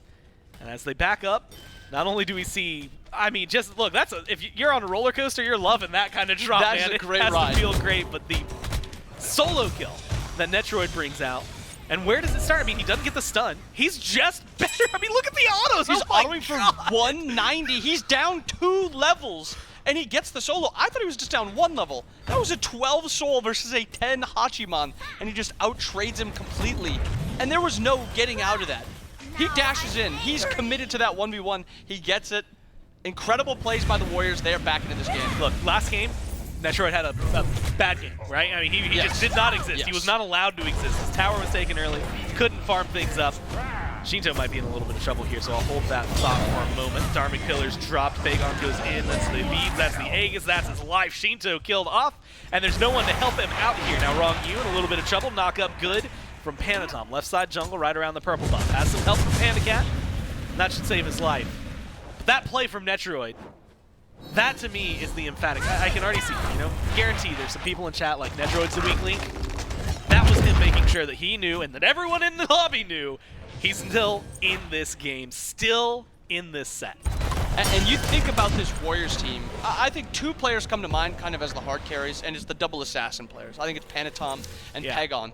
And this game is showing where when they're having a bad game, and Pegon by no means is having a bad game, 2-1-1, not a bad game. It's a bad Pegon game. Bad Pegon game. Panatom, on the other hand, probably one of the worst games we've seen this phase already.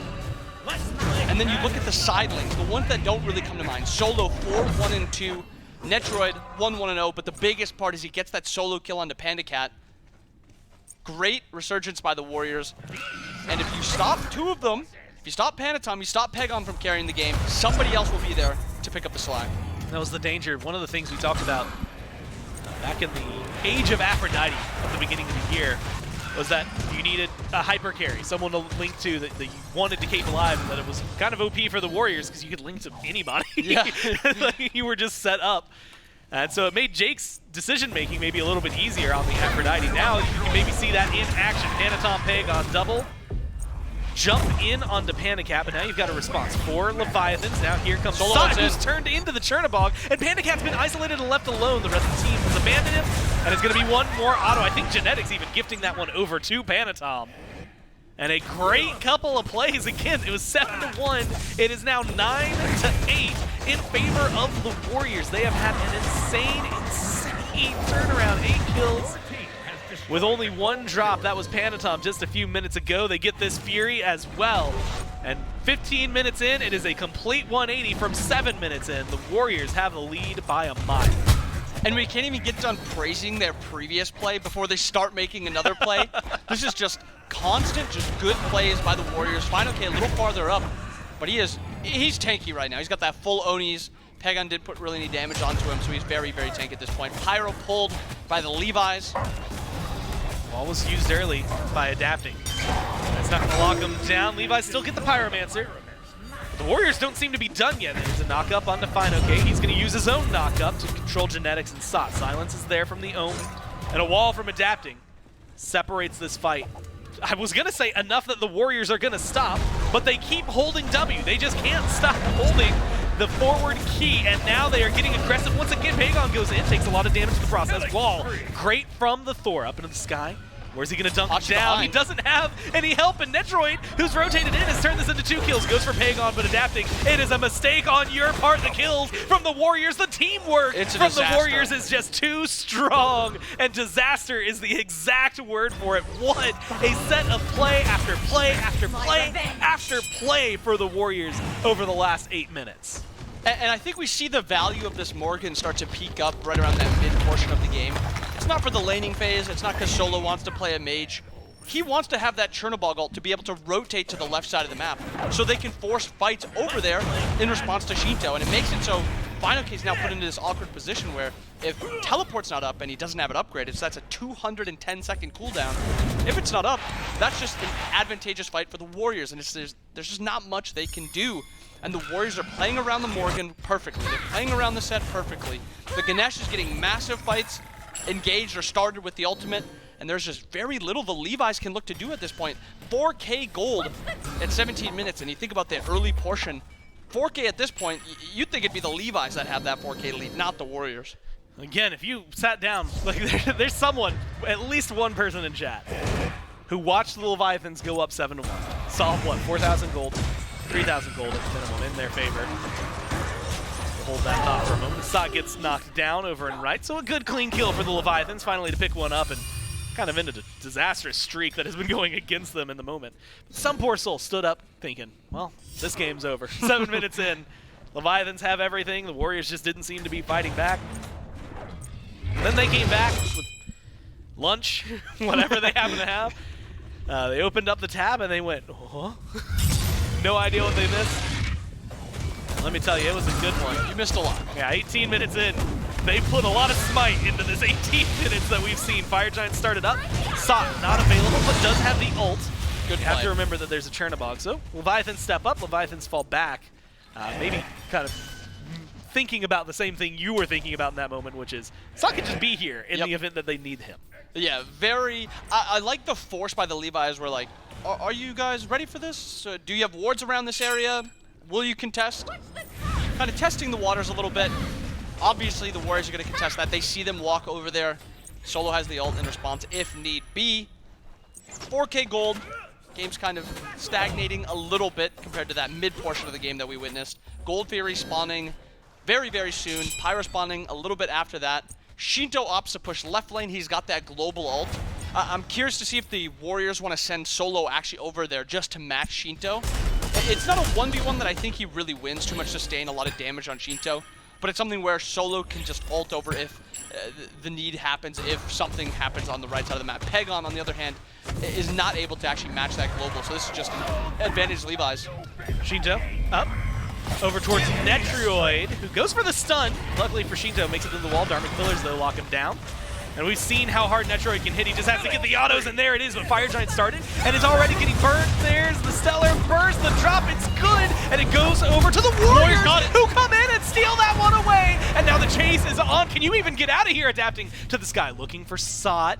He's going to dunk, but he's going to be just shy of getting the full damage. Find OK comes in, but Sot turns it around, and he's going to be able to walk out of here just fine. And meanwhile, Netroid chases down one. Pagon's pushing a Phoenix. The fights just go wrong for the Leviathans. The Warriors outplay them every step of the way.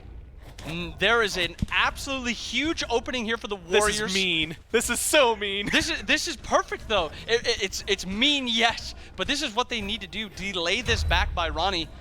Uses Shell. Stagger out the kill. Now he takes that death, and he's now dead for another 30 seconds. This right Phoenix and mid Phoenix is something they can pressure. And they're looking for a little bit more than just the bird. Shinto dashes forward, gets a couple autos. What a shot on the Pagon. That might stop this Phoenix siege in and of itself. Sot is still healthy, hanging around. Pagon TKO'd. Could call it. Fine, okay. Deep over there, still in a fight, still engaged with Genetics, of all people, who has just been playing Nuisance. Meanwhile, Warriors walk forward, left side Phoenix we saw, right side Phoenix gone, and now an incredible stagger kill onto Fine OK. Seriously. And it's just going to wait even longer. I mean, we're talking massive advantage, because Fine OK is going to be gone a while when he goes down. I think this is actually a misplay by Fine OK. They're going to let Genetics get it. They're going to let him get it. It has to be Genetics. He's going to put a kill on the board for Ganesh. Baby, he's got it. Not a goose egg. One kill for the Elephant. That was your favorite part about the entire thing, was just Ganesh getting a one kill on Ganesh the has the worst KDA in the SPL because of his passive, man. That should help him a little bit. That's a huge boost. But really, you know, just overall, there's so many things to talk about with the Warriors this entire game. They stagger the kill on the Serb and onto the Colin. That's 2 minutes straight where they have an advantage. 13,000 gold, Fire Giant on 5, 2 Phoenixes down. Gore, we are 21 minutes into this game. This has had more action in 21 minutes than some games that have gone 70. Yes, agreed. There's been so many, it's not just like random fighting. It is, you're trying to find an opening to exploit something else. It's not just constant 24/7 fighting. It is just big team fights that just a lot of deaths are happening.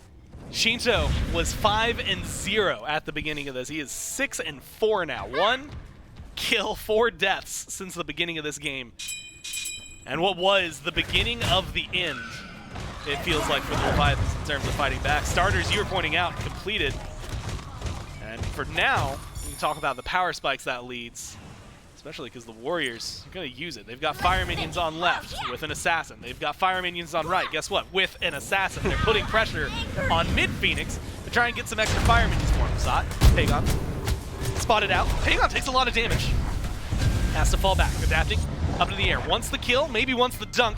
Goes in for Netroid, catches Genetics. Gets a little damage onto the Ganesh, but can't lock him down. Mid-Phoenix still safe and alive, but the turnaround is there. No. Adapting is low, and they're chasing him in, and then look at Sot. He goes up to the air as the Thor, and he comes dunk it down, finds Wrong U, finds Shinto, and is looking for some kills. The Warriors surge forward, find 3, and continue the chase into the Titan room. Pagon's low, Genetics low, but they've got a lot of damage, and they've got a lot to work with. They opt for the Phoenix, and they're dancing around. Fire minions into the Titan room. Damage, it's there from the carries. They've got what they need. The Warriors, despite the tragic early game, turn this around and win in 23 minutes. And just for a second, I think we have to highlight that mid-game by the Warriors, and whether it's genetic shot calling or just confidence from the Warriors to be able to take a lot of those fights. Something happened at that I think it was 7-minute mark where instantly a flip just switched. The Warriors started taking really good fights, hitting like every ability. I don't think we saw a single ability missed across the board for the Warriors. And just a few misplays by the Levi's, over fighting, chasing, stuff like that. Just a fantastic 22-minute game somehow after seeing the Levi's up 4K in 7 minutes. Yeah. Man, it felt like you said, you take 7-8 minutes out of that game. Well, you have 7 to 8 minutes, you can make like a Levi montage out of it. Yeah. And then you've got whatever 8 to 23 is, and it felt like it was nonstop Warriors. And finally, towards the end of it, you get maybe some breathing room, but not if you're a Leviathans fan. That was just impressive from a turnaround. And an impressive early game. I got to give credit to the Leviathans. They looked really great until they didn't. Yeah. So, I'm going to ask you, if you're the Leviathans there, what are you changing from that point? Things just went so wrong so fast. I think you have to talk about the double assassins. Even though the early game kind of comes down to those side lanes, that mid portion is just Panatom and Pegon just do so much on them. Well, they'll have to figure it out. It's now tied 1-1 here as the Warriors take game 2. We'll find out who can take the lead right after this. Only one, only one.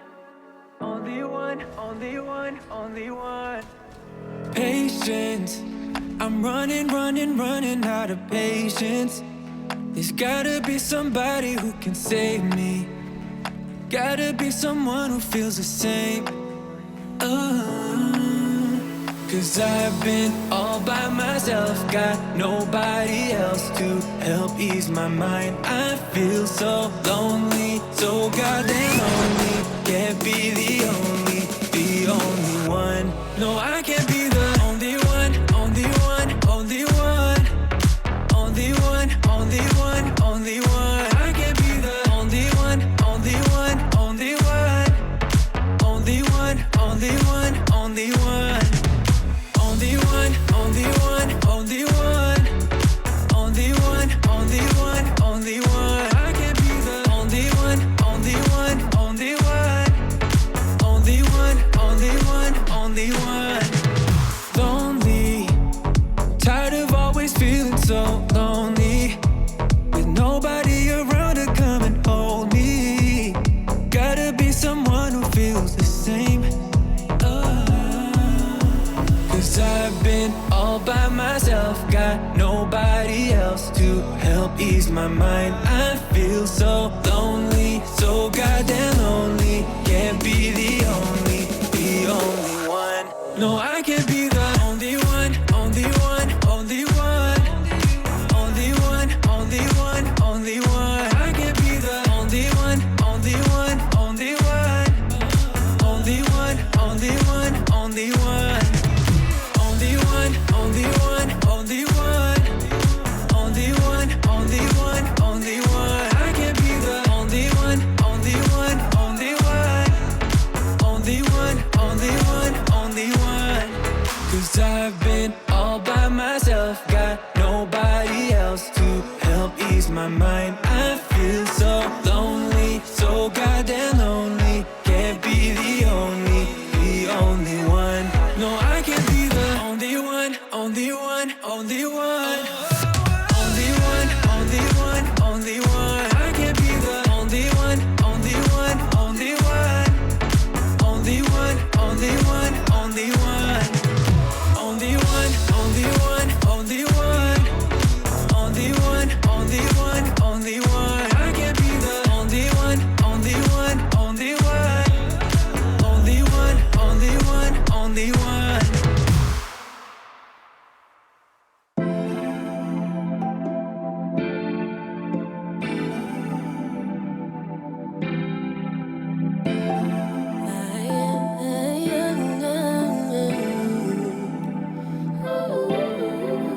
Mayday, Mayday, is there anybody who can help me, help me? I don't think my heart is working lately.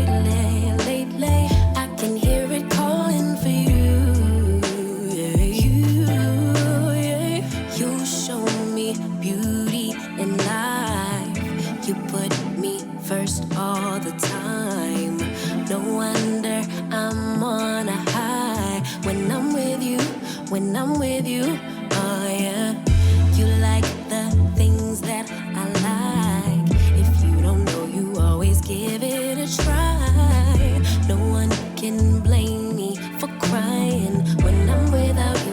when I'm without you, yeah.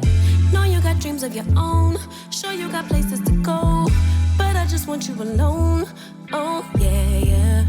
I know it's hard to be you, all the things you need to do, but baby, it's hard for me too, oh yeah, yeah. Mayday, mayday, is there anybody who can help me? I don't think my heart is working lately. I can hear it calling for you. Mayday, mayday, tell me you'll come home and be my baby. I've been losing sleep, I'm going crazy, crazy. Only you could save me. Only thing I need is your love. You say I'm one of a kind. You know, you ain't never lied. Fact is, you're one of one yourself. Cause you can love me like no one else. Don't get up and leave me hanging, let's just sleep today. Stay right here close to my heart and take my breath away. Let's make the most of our time. Cause I can love you like no one else. Mayday, mayday, is there anybody who can help me? I don't think my heart is working lately. I can hear it calling for you. Mayday, mayday.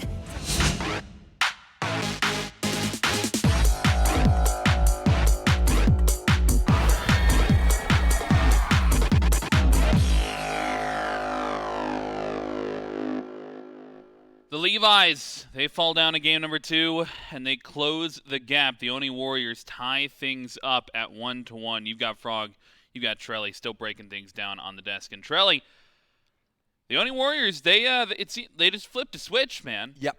It just turned it on. It did seem like they just had that ability at any moment and decided to use it, right? Because, again, it starts off, in my mind, Atlantis Leviathans get the better draft. They were pretty confident, and I was confident that the Chernobog was going to pop off. It did. Like, what, 6-1, 5-0? Did okay. It was a great start. And then things took a turn. It seemed like those rotations from SOT were extremely impactful. The Fire Giant steal, call it unlucky if you will, but SOT made the play. The Morgan ended up being extremely impactful in those rotations. It just, again, and the duo lane also got behind. That's the crazy part. Like, Netroid gets a solo kill from behind. And this is what we were talking about, how the Leviathans were going to get pressure in duo and play from it. And they did. I mean, it's 7-1 here.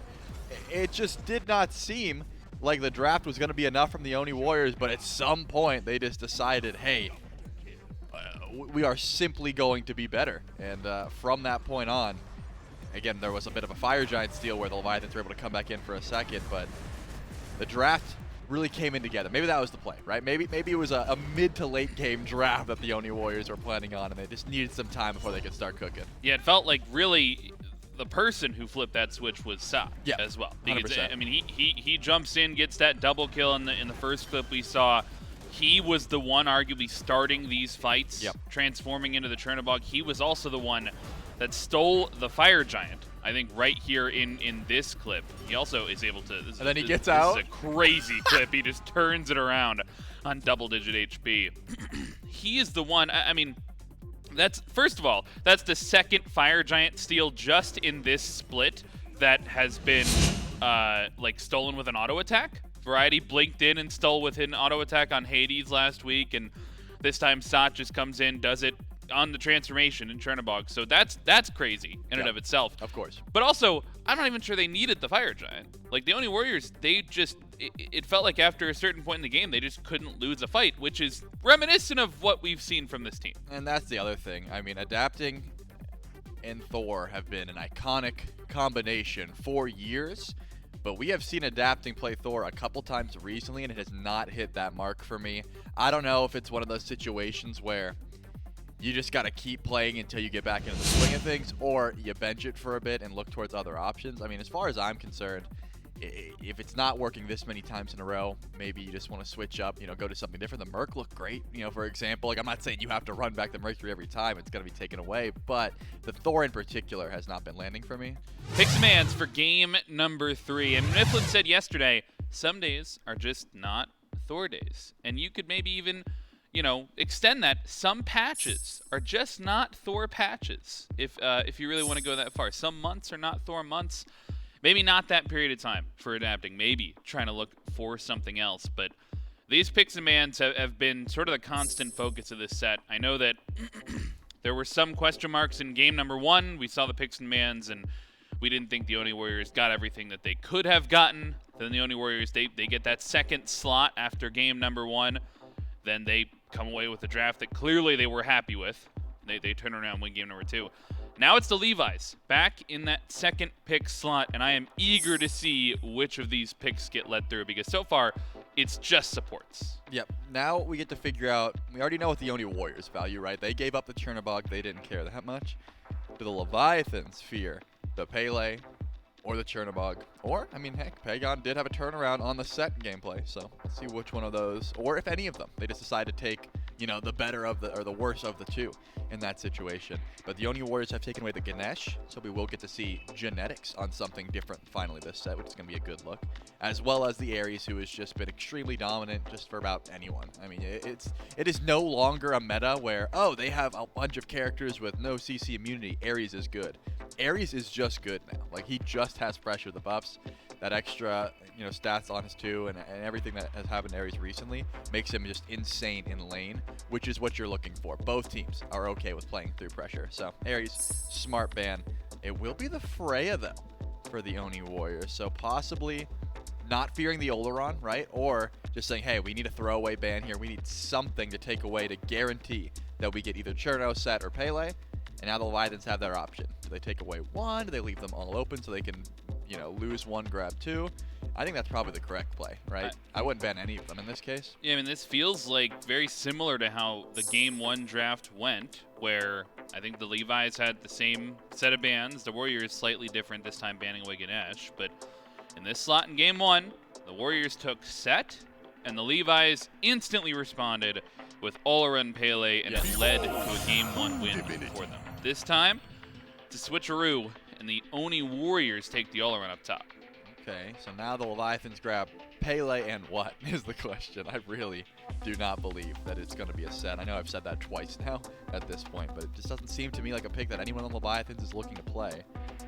While the Oni Warriors are going to grab that Oleron, Netroid, probably going to be happy to finally get some early pressure for once, because so far this set has not been, having the greatest pressure over in dueling. Got a solo kill, yes, but has not been able to just go into lane and just feel safe, right? It's been a lot of hiding under tower, which Oleron still has to watch positioning, of course, but your early level 2 clear is just insane. You essentially stack up your 2 on the first couple of buffs, and then you insta-clear the wave right when you walk up. You will be getting that shield buff, which means Phantom can look to play through duo lane early. Maybe that means leaving Sod on an island. But the pick that has been banned pretty consistently so far will be let through. It's going to be the Athena with the Pele we talked about earlier. Athena on the board for the first time this set.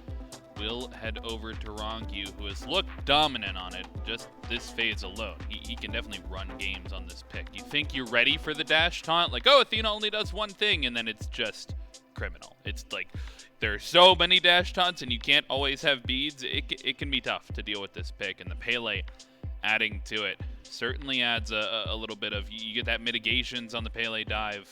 There's a lot that could go together just with these 2 picks for the Levi's, but it also leaves it open. I'm a little bit surprised. I thought Kama might be prioritized, to be honest with you. Good into the Ola run, been getting banned away in the second phase. Wonder if they'll go to it in that 3rd slot. Yeah, I mean, 3rd slot, definitely possible. I would say that's the best pick the Leviathans could have in that slot, but I don't think you pass up Pele ever, and since the Athena finally gets through, they just want to jump on it immediately. The Oni Warriors, however, are not going to let that slide as well as the set. I mean, we knew the set was coming. Again, the Leviathans are not afraid of it. Clearly, they have shown that they do not care about that pick. And they're going to let it through. They're going to let Pagon have his fun. But throw the Kamizots and the Oleron into the mix, and that makes a nasty top 3 here, which means adapting. We'll have to switch something up in the sense of the Mercury's available. Are you wanting to grab that again? Or are you just going to sit back, take 2 more bans possibly, with already 2 assassins taken away, and then dive even deeper into the God Pool to try and figure out what you're going to in that slot? Or take the Pele and let Shinto play a mage. That is certainly possible as well.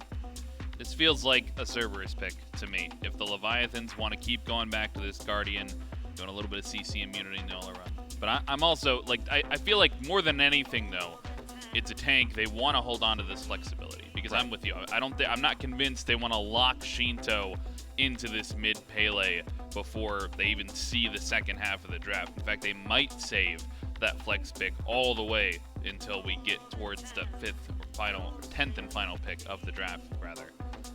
They're taking their sweet time, though. Only 30 seconds left for them to make this selection. I will illuminate And it will be the solo laner, not the Cerberus, though, going towards the Amaterasu. Yeah, I think the switch up there is pretty solid. Anything with CC immunity, as you said, to get to the Oleron, which the Dazzling Offensive will provide. However, the Cerb, sure, you lose a bit of that anti-heal, but you get a little bit more of that auto-attack damage, as well as the structure damage, which is really the reason that Ama is just so prevalent. You throw a Shoguns into the build, rotate out past level 12, and you can absolutely just destroy an objective in a solid 5 seconds or so. Like that, it is that quick, especially if you have the Athena mobility, you have the movement speed from Ama, you can really just show up if there's no ward coverage and go in immediately.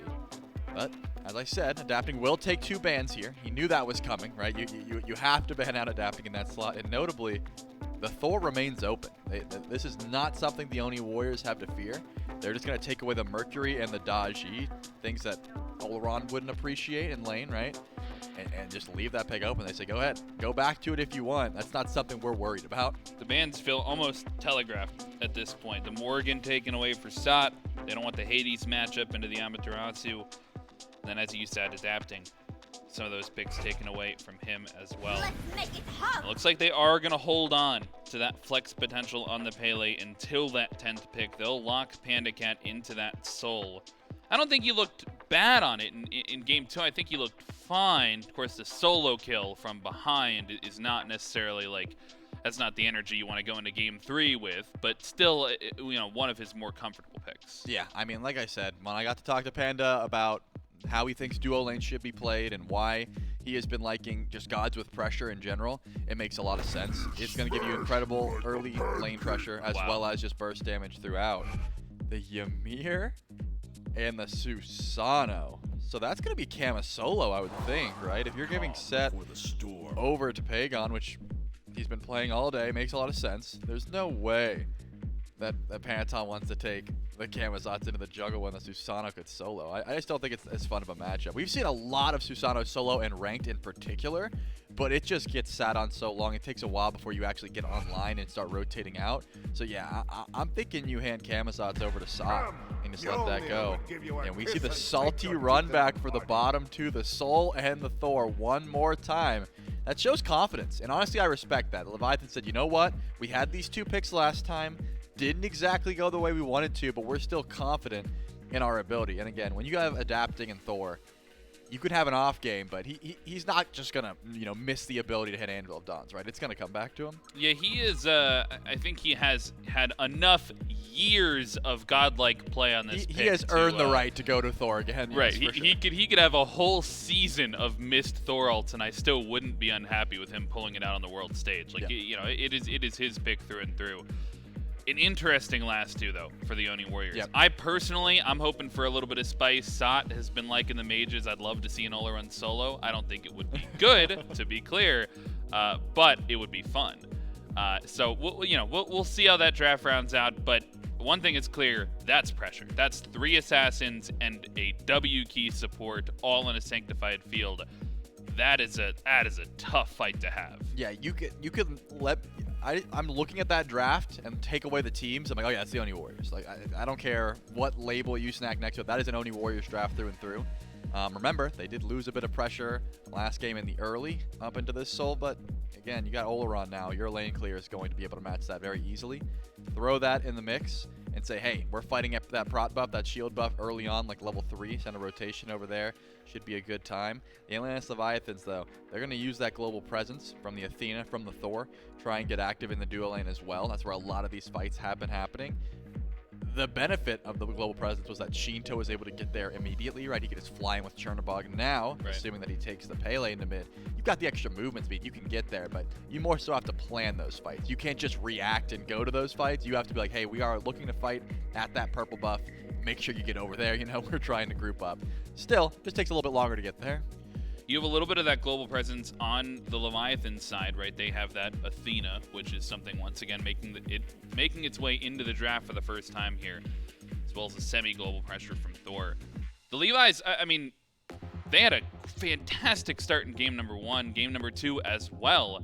How do they hold on to that in game number 3? I mean, what's the difference maker? I mean, the difference maker here is, using that presence from the Amaterasu towards objectives, right? I think the Leviathans just say, hey, we have this Ama, we can get teleport very easily, whereas you assume a Kama solo or whatever assassin goes into solo lane is not going to get teleport, right? It's probably going to be blink beads. Use that teleport to your advantage, get Final K to rotate early. Set is all tied up here, folks. One of these teams is going to take a lead here in game number 3, and we'll throw it over to the casters, Goran inbound. Thanks so much, Frog and Trelly. We jump into game 3. It is Gore inbound, and of course, Doug giving us the views in. And so far inbound, I will say this set has sufficiently hit an entertainment quota. It's done great in both game 1 and game 2. And now we get into an interesting draft style, right? Warriors playing, as Trelly put it, a Warrior-style draft, and winning back the 4% they had lost last time to have a small advantage with the 52 over the Leviathans in the Twitch poll. That being said, when I look at the Leviathans, I think, okay, well, Ama's like a top pick in solo. Thor's kind of a top pick right now in jungle. Pele's been a top pick in mid. Oh, Athena's a top pick overall for your supports. And Panda Cat on the solo, like you said, maybe being overshadowed in some instances, but has been pretty popular as of late as well. It feels like they just get a draft that they love, or at least is running a tier list. Yeah, I mean, Levi's have gotten a bunch of, like you said, just great gods in every single role. And then you look over at the Warrior side, and it's almost the same thing, where you have Olo, who's considered one of the best gods in the game right now, who's standing out to me as the most contested pick, I would say, right there with Chernobog. I think it's very, very close. But when Olo was a top-tier god, one of the few counters to him was Soul, because she matches him in lane, has potential kill potential. She kind of messes with his ability to use his own abilities because of the knock-up on her ultimate. And then she also has sustain potential. So she's one of those few gods that can actually match. Unfortunately, Ola run so strong right now in duo, he will be out clearing, but the fight potential could be in Soul's way, or in Soul's favor. And then you look at genetics on his Ymir. And to me, nobody else really sticks out as a Ymir player, or if they do play Ymir, there's just something about genetics on this god where he finds walls that you just don't think are possible. And you look at the Levi side, and it's Final K struggles around walls. Shinto struggles around walls. Ronnie struggles around walls. Panda, less so, adapting less so, but that is still timing that these walls can just ruin fights because of how quick these fights will be with how squishy both comps are. Well, mostly, I guess, a little bit more toward the Warrior side, a little bit more squishy. These fights are not going to be long fights. They're going to be quick, and they're going to be decisive. Maybe sometimes a little dirty as well. Just get in. I mean, the dive, they were mentioning it on the desk, but 3 assassins, Ymir wall, Sanctified Fields, good luck getting away in certain circumstances. So there's definitely opportunity for these to get down, dirty, fun to watch. There's also chances that, like you said, squishy and just maybe exploded for some moments. I'm really excited. I think like you, and maybe this is, the support player and you affecting the support player and me, that I also want to talk about the Ymir. Let's do it. I just think that, like you said, genetics, we've seen it in the SPL in the past as well, where like Ymir, you could even be one of the best Ymirs in the world. Sometimes you're going to be 1 and 3 with the best walls that we've ever seen. Sometimes you're going to be 0 and 6 and you haven't done anything to affect the game. Genetics usually is on the former side of that, but it has this, we said it a lot in, I think, game 1, but volatility to it, where it sometimes it just doesn't show up the way you want. In fact, sometimes it feels almost like a detriment. We might see some of that here. Adapting is on the left side of the map, but it looks like he's going to be focusing just on the shield buff. And until we have the walls up, and maybe even to see what genetics is going to be leveling, we might not have too much pressure from that Ymir. Instead of pressure in mid, pull back for Panatop. Damage is onto Shinto, but no mana for Pagon. So this isn't really a favorable fight, despite the 2v1. You have to fall back. Stay safe, especially now that Adapting's re-rotating back towards mid.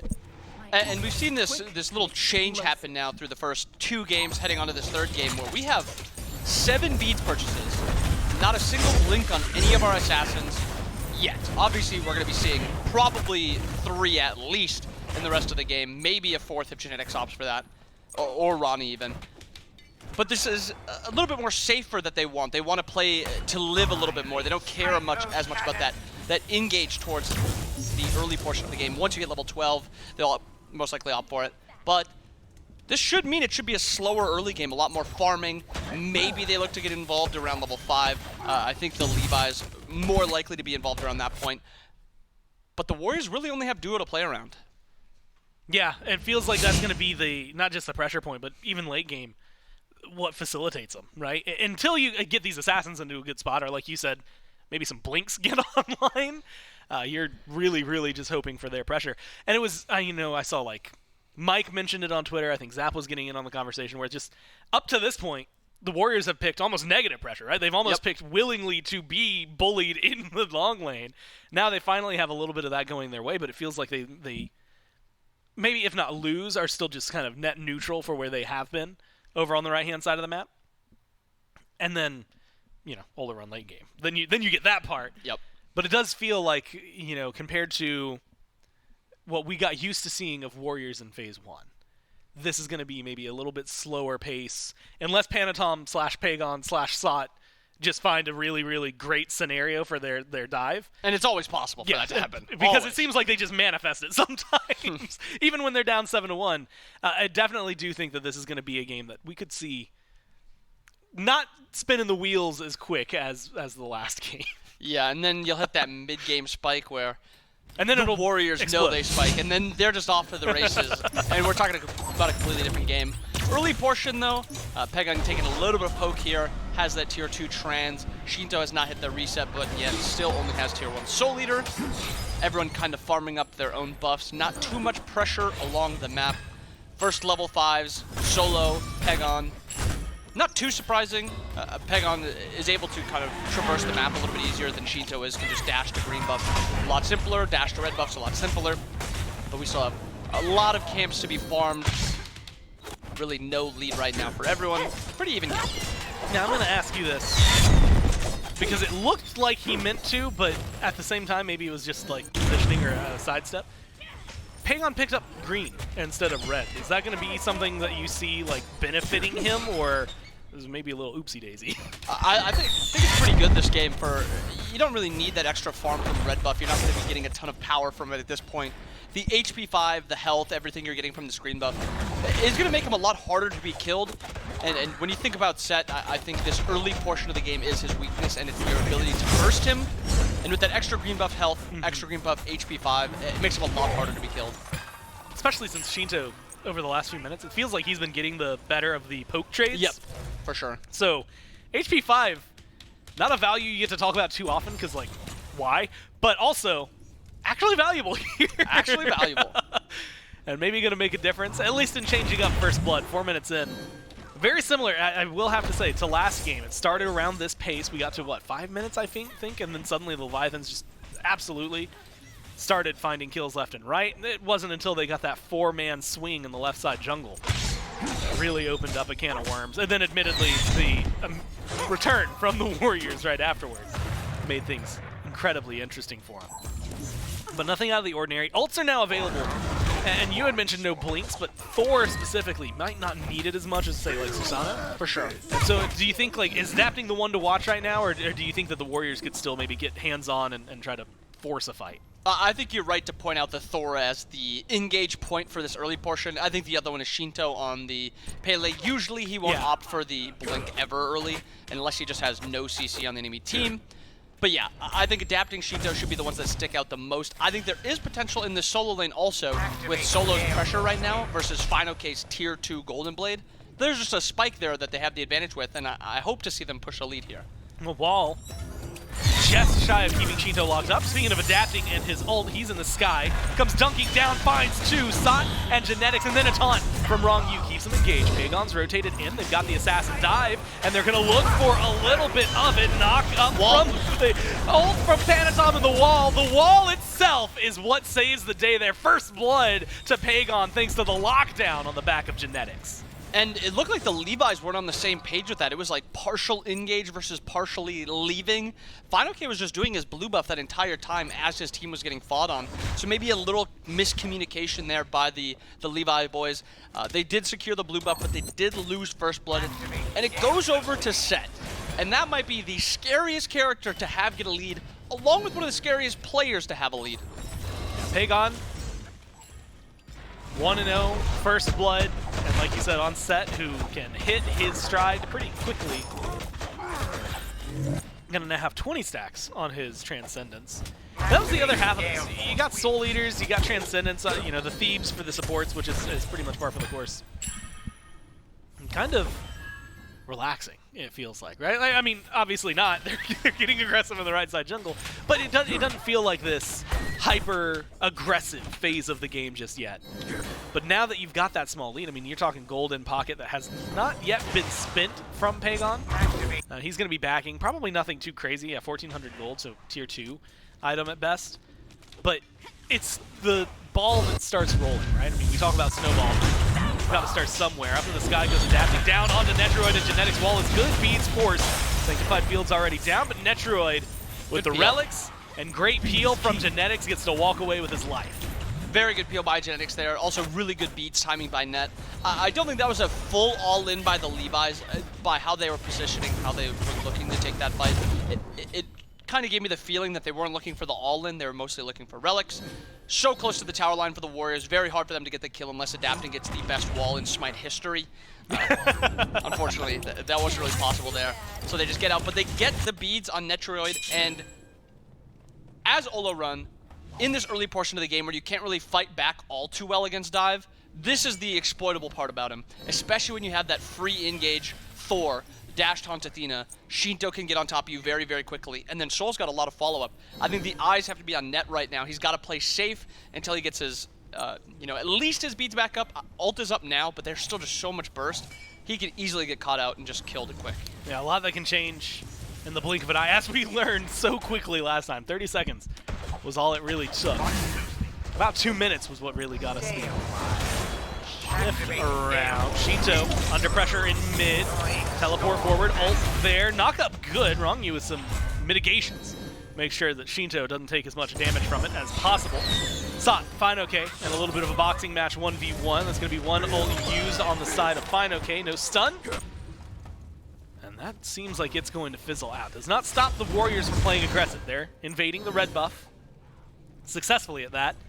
So no kills come out of it, but they're still stripping away experience where they can find it. And maybe there's no blue buff timer here. They just want the kill. FineOK's one hit away. Genetics plays for the wall, but it's a little bit off the mark. They don't have the damage. Sot already used the ult. FineOK counting his lucky stars. That should have been a kill. And now you've got so many people over there, the Leviathans, making a play on the Fury. And Net no beads. There's no possibility of him walking up. Pretty free Gold Fury for the Levi's. Great call by them to be able to get this lead on the left side of the map as the right side is getting pressured. 600 gold lead for the Levi's. And looking at Sot and looking how much damage he's able to do, and he's actually able to get the dive out and almost able to get the solo slightly a little under damaged. I was curious what build he was going to be looking to go for, whether he was going to do the full damage Kama or the hybrid damage builds we've seen from the past. It looks like he's opting for the full damage build, probably going to be a double stack build. This Kama late game is going to be one-shotting, this Set late game is going to be one-shotting, and this Susano late game is going to be one-shotting. The backline relics, and when you really think about it, there's only one backliner on the Levi's, the Soul. Panda's going to be having a really tough time living a lot of these dives. Yeah, it's going to be difficult. Especially, I mean, you've got the Kamazots, just period, it feels like. He has such an easy time with Bat Out of Hell getting to the back line. Add in knockups and teleport from Set, and then freezes and walls, and like you said, then you just start to spiral. Team fights from the Warriors, that's what we've been focusing on. But it is these small little picks. So far, it's only the one of them. Kill that Pagon was able to find over towards right. Here, one on right, also now going down. FineOK gonna get poked slightly by Sot. And FineOK, as you have pointed out to me, has gone for a very interesting choice of gold. My God, the damage in mid. We'll get back to solo lane. Shinto used the volcanic lightning, and Pagon had no answer. Pagan had relics there too. It almost looked like either maybe he didn't get his 2 placed over the wall correctly and he just wasted too much time there, but he uses the beads and he just can't get over that wall. So maybe he's just unable to click correctly, or the wall was just blocking his way a little bit. But really good pick by the Levi's. After that Gold Fury, after that pick in mid, 2K gold lead kind of swaying back to them. Overall, good map play by them. You're going to pressure one side of the map. You got to make sure the other side of the map is covered, and so far the Levi's have been doing that really well. Fine, okay. Sot, again, they've been boxing back and forth. Seems like this at this point, maybe both survivable enough that they're going to be just fine. But Fine, okay, opting in for a very early investment into the teleport, right? Instead of waiting a little while to upgrade it, has it upgraded faster than Genetics even has gone for his shell, so upgrading even faster than the supports. I thought you were going to say Genetics teleport, and I was like, he has teleport again? Are we bringing this back, Genetics going teleport? But not, he's just got the shell. I hope to see, you know, Alma getting involved with this TP. 90 seconds without getting, or 100 seconds, sorry, without getting kills on that TP. And if you get kills, it's going to reset it even faster. So I want to see, you know, Final Kid getting involved. And with how little kind of magical damage that he has to worry about as long as he's avoiding that Ola run, he's going to be very powerful in these rotations. Those assassins are going to be most likely outdueled. Susano, no sustain, set a little bit of sustain, beads forced actually by Penetom, and he's actually getting gone on a little bit. Ult traded a tiny bit too. That's the damage up to the sky. Adapting comes crashing down. Damage is there, but the volcanic lightning a little short. Does not matter. Chase in, and you called it. Fine, okay. Shows up to the fight and sets another on the board for the Leviathans. A little flashier for him this time around. Adapting managed to disengage, but it is the Warriors standing on the Stygian beacon. Got it, 3/4 charged up. Cat comes into the side. They're going to isolate a Paycon, just gets deleted by 3. And now you got the Sanctified Fields, but you need a little bit more from the Warriors if you want this fight. Leviathans have been taking the opportunities, and they've been taking them in smart fights at that Great Wall from Genetics. Separates the Warriors and the Leviathans, but it's still a 5v3. Ronk, you taking a lot of poke, little more damage, and Sot puts that one on the board. Warriors capture the beacon, and they disengage. Again, it just seems like the Levi's are not on the same page. You know, the Athena looks for the dash taunt, or just taunts, actually, and she's just turned on and instantly killed them. There's really no follow-up there from the Levi's. Everyone's really low, so it's a tough call to make, but you got to get everybody on the same page. Otherwise, something like that is going to happen where your engager is just going to get picked, and you're going to not be able to take the fight afterwards. With Ronnie spawning back up, he still has ult. Solo actually jumps in. Still has ultimate, but he just gets blown up. If you have one less person there on the Leviathans, he probably gets that kill onto Panda Cat. They don't have one less person there, though, so Panda Cat lives, Sot does not. His Relic's going to be on cooldown for a long time. And even interesting choices for his consumables that we aren't used to, or at least that I'm not used to seeing. I'm not used to the one of them. The one of them's fine. Yeah, Health Chalice, we see that all the time. That's good. But Mana Chalice on a trans, well, I guess solo laner, trans assassin, who also has a blue buff most of the time. Yeah, also has a blue buff a lot of the time. Not going to be able to ward very much. Maybe that's going to come back to bite the Warriors, where they're not going to have the same type of vision available as the Levi's do. If they have all those open slots other than the one health chalice. And Solo's down a little bit. He just hit 13. Final case 14. Soon to be 15 off this next wave. Teleport is up in 25 seconds. Gold Fury's also up. Pyro's up. A lot of stuff open on the map. Levi's with a nice little 2,000 gold lead. And this is where you have to start to push it. That 2,000 gold lead is a nice start, but it doesn't mean anything. It's not going to spell anything at 15, 16, 17, 18 minutes. We got to start pushing this lead.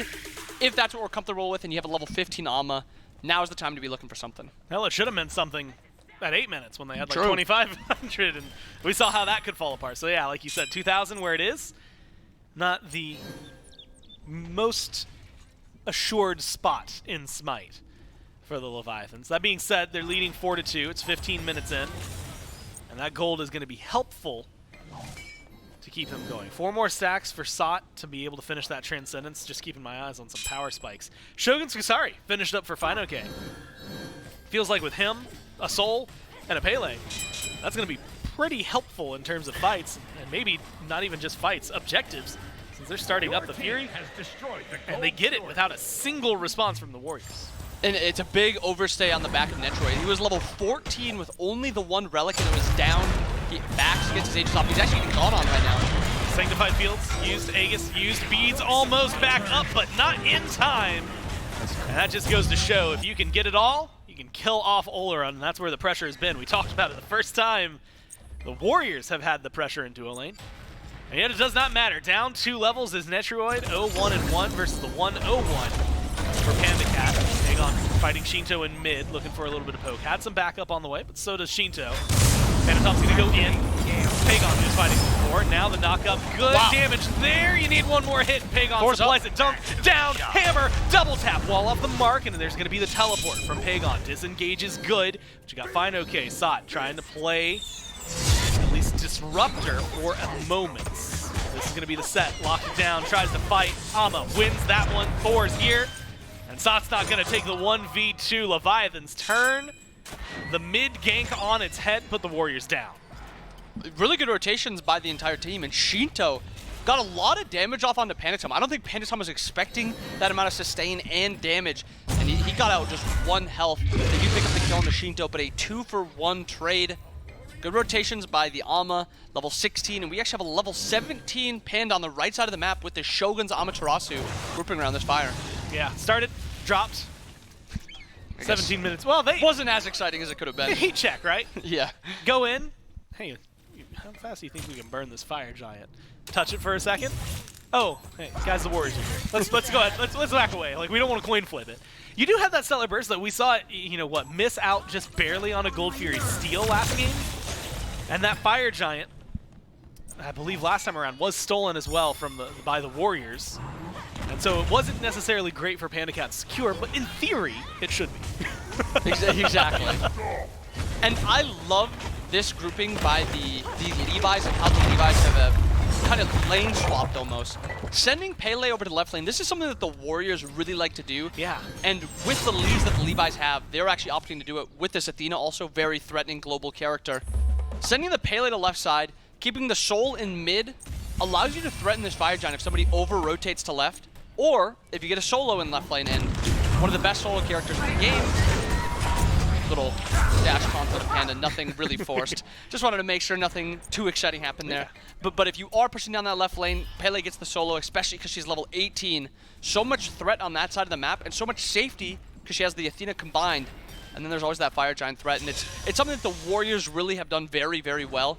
They usually like to run this assassin in mid, so they've kind of been the first team, so give them their props for the like the setup for that. But Levi's running it now. They have a nice little lead, 4K, and they're the ones setting it up a little bit. The question, I think for the Warriors right now, is they're down, well, as you mentioned, 7-3 and a few thousand gold. Where do you step up and what do you do? You can't be getting caught out. Panatom looks like he has done just that. A lot of damage thrown his way. Tries to return some of it, but cannot get it off. Instead, put down in the ground Leviathans, 8-3, and now they're going to step up willingly and openly to this Fire Giant. It's going to start the DPS, 50% already done.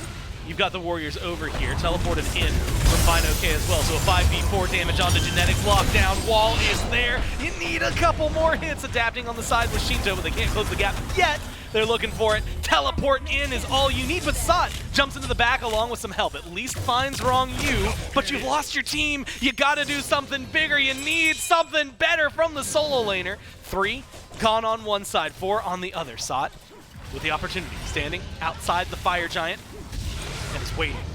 Has his cooldowns, no ultimate, and is ready to jump in for the FG. Does the leap, tries to weave through, dodges out all the abilities, takes some damage though, and that is all they need to lock him down and get the Fire Giant. But Panatom's here, and Leviathan still secure it, but it is a lot closer. Panatom now might have just conveyor belted a kill right to the Leviathans. 13-5, 8 kills in the lead, 3 with Fire Giant. And with a comp that the Levi's have, they don't have a ton of peel for Panda, so when Panda's getting double dove on, like was highlighted earlier, he's going to have a hard time living. He gets off a good Aegis, doesn't have an opportunity to use beads, but it's a good trade. It ends up being like a 6-for-2 technically, because Panatom died twice there during that Fire Giant. So a 6-for-2, and you get the Fire Giant. 9K lead now with Gold Fury up and 3 towers to go through.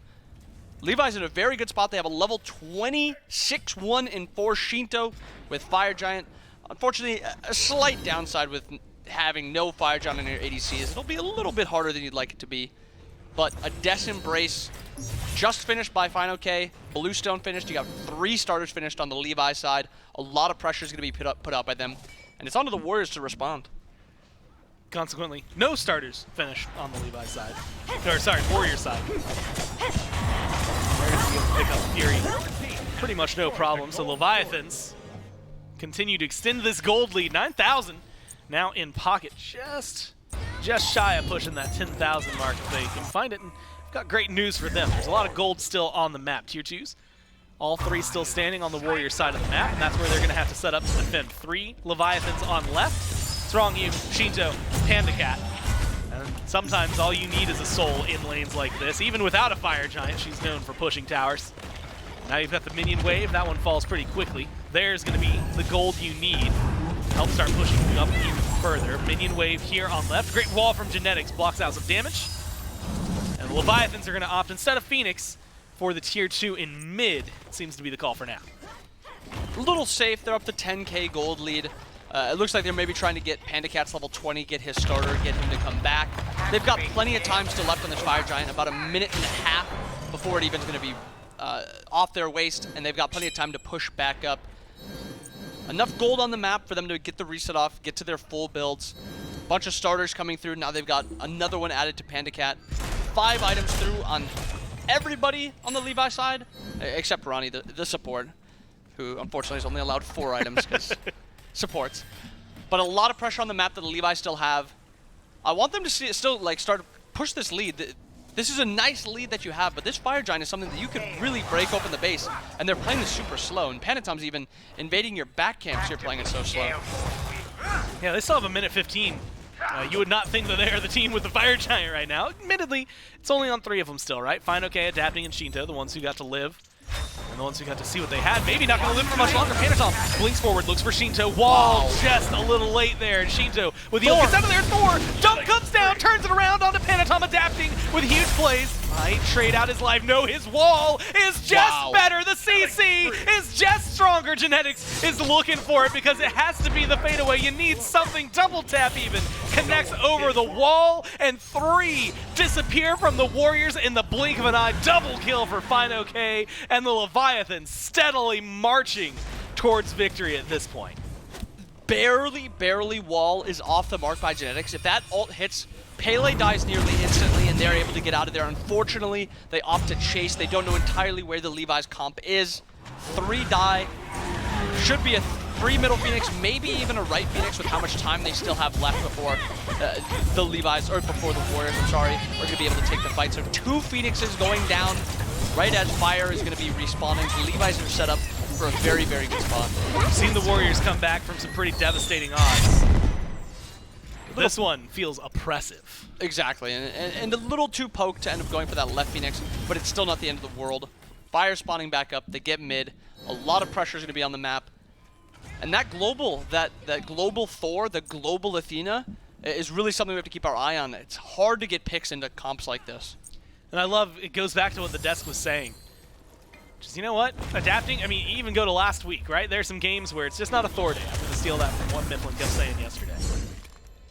And as the desk said, you know what? It's adapting, though. So I think he has the right to lock in Thor whenever he damn well pleases. And you know what? It worked out. Game 1 didn't look too hot. Didn't necessarily look terrible. But this game, 3-1 and 8, a lot of these ults have been on point where they need to be. That wall as well to get himself out. I mean, it's those small things. Maybe you only get for playing the game for a decade and winning 2 championships as a European jungler on the most impressive team in Smite at the time. And it's just been great to watch. Leviathans, they're going to step up to the Fire Giant soon. Titans are going to be starting to move as well. And so maybe a couple of moments and maybe defining moments that are about to happen here on the right side of the map. And I think it is something that we talked about earlier where the double chalice that Solar Patrol has, their ward vision has not been all too great for most of this game. And I think not to put all the blame on just one player because there's 4 players able to ward. But the vision that the Warriors have had when they've taken a lot of their fights has been very lackluster, and they've been punished because of that. Now, again, not all Solar's fault, but that double chalice does not really help. He's not able to get any wards down to help his team out. The Levi's have now gotten this lead up to 14,000. Titans are going to be in right lane. Mid has the fire waves pushing down. Solo's trying to push out left a little bit, just enough to worry about that lane. But a really good setup by the Levi's for the siege. Maybe an opportunity. Separations from the Levi's, like you said, there's a good setup for them. They've got the Fire Giant pretty easily on all 5. Fine, okay. Dazzling defensive. Wow. Genetics gets walled off. There's Sanctified Fields, tries to turn some things around. Genetics still alive and gets to walk out of here. Up Thor's in the up. sky goes Thor. Is he going to come dunking down? He's got a lot of options. Good dash, good disengage so far. The Warriors, they eat a lot of poke. They haven't found any kills. They're looking for something, unable to find it from Pagon. They get rid of Shinto, so it's 1 for 1, plus the tier 2 on right. The rest of them managed to get the disengage necessary and the call to get out. And another 2 sick walls by adapting. One locking in Genetics, forcing an all-in fight by the Warriors, and the other one to confirm the kill onto Pagon. Looking to siege his right meetings. As they start the siege, take a listen in with the Leviathans to see how they start things off.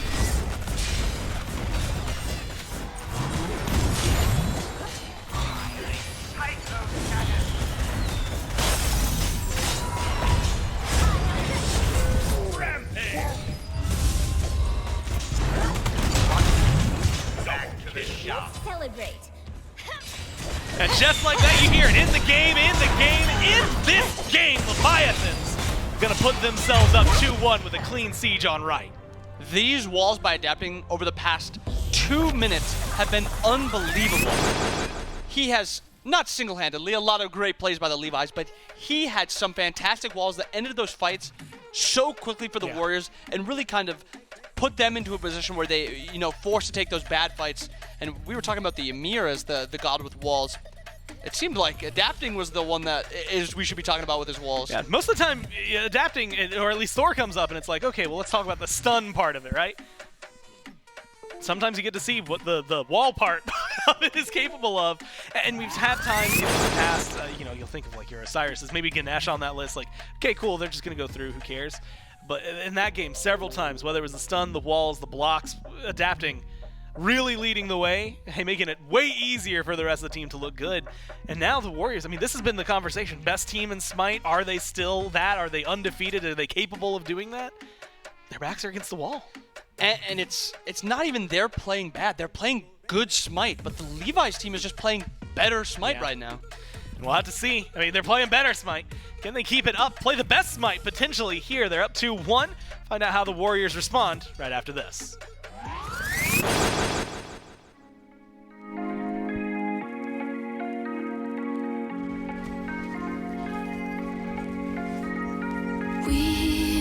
We watch the sun go down over the same old town, like so many times before. We look at the same old stars, battle the same old wars, like so many times before. And I know that we're not perfect, but I'm gonna miss all that we had. Yeah, I know that we're not perfect, but I need this night for the last time. Stay. No, you're gone in the morning, but I'll be okay if you stay. No, you're gone in the morning, but I'll be okay if you stay.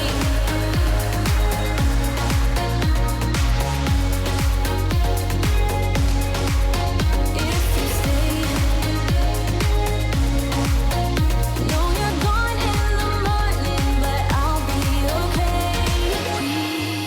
We were never meant to last, but all the fun times we had, I'll never forget. We will always share a bond, no matter what, 'cause you have a piece of my heart.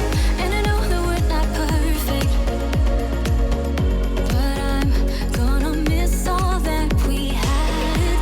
Yeah, I know that we're not perfect, but I need this night for the last time. Stay.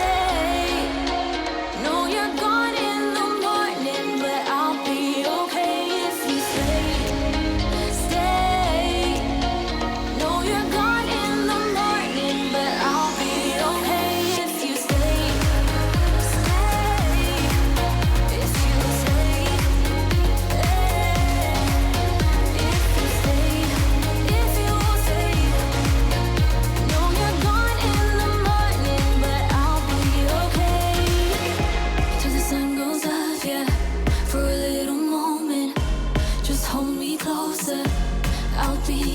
okay till the sun goes up, yeah.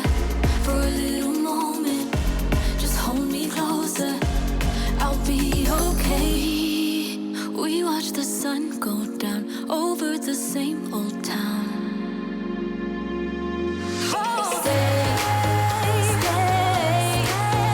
Know you're gone in the morning, but I'll be okay if you stay, stay.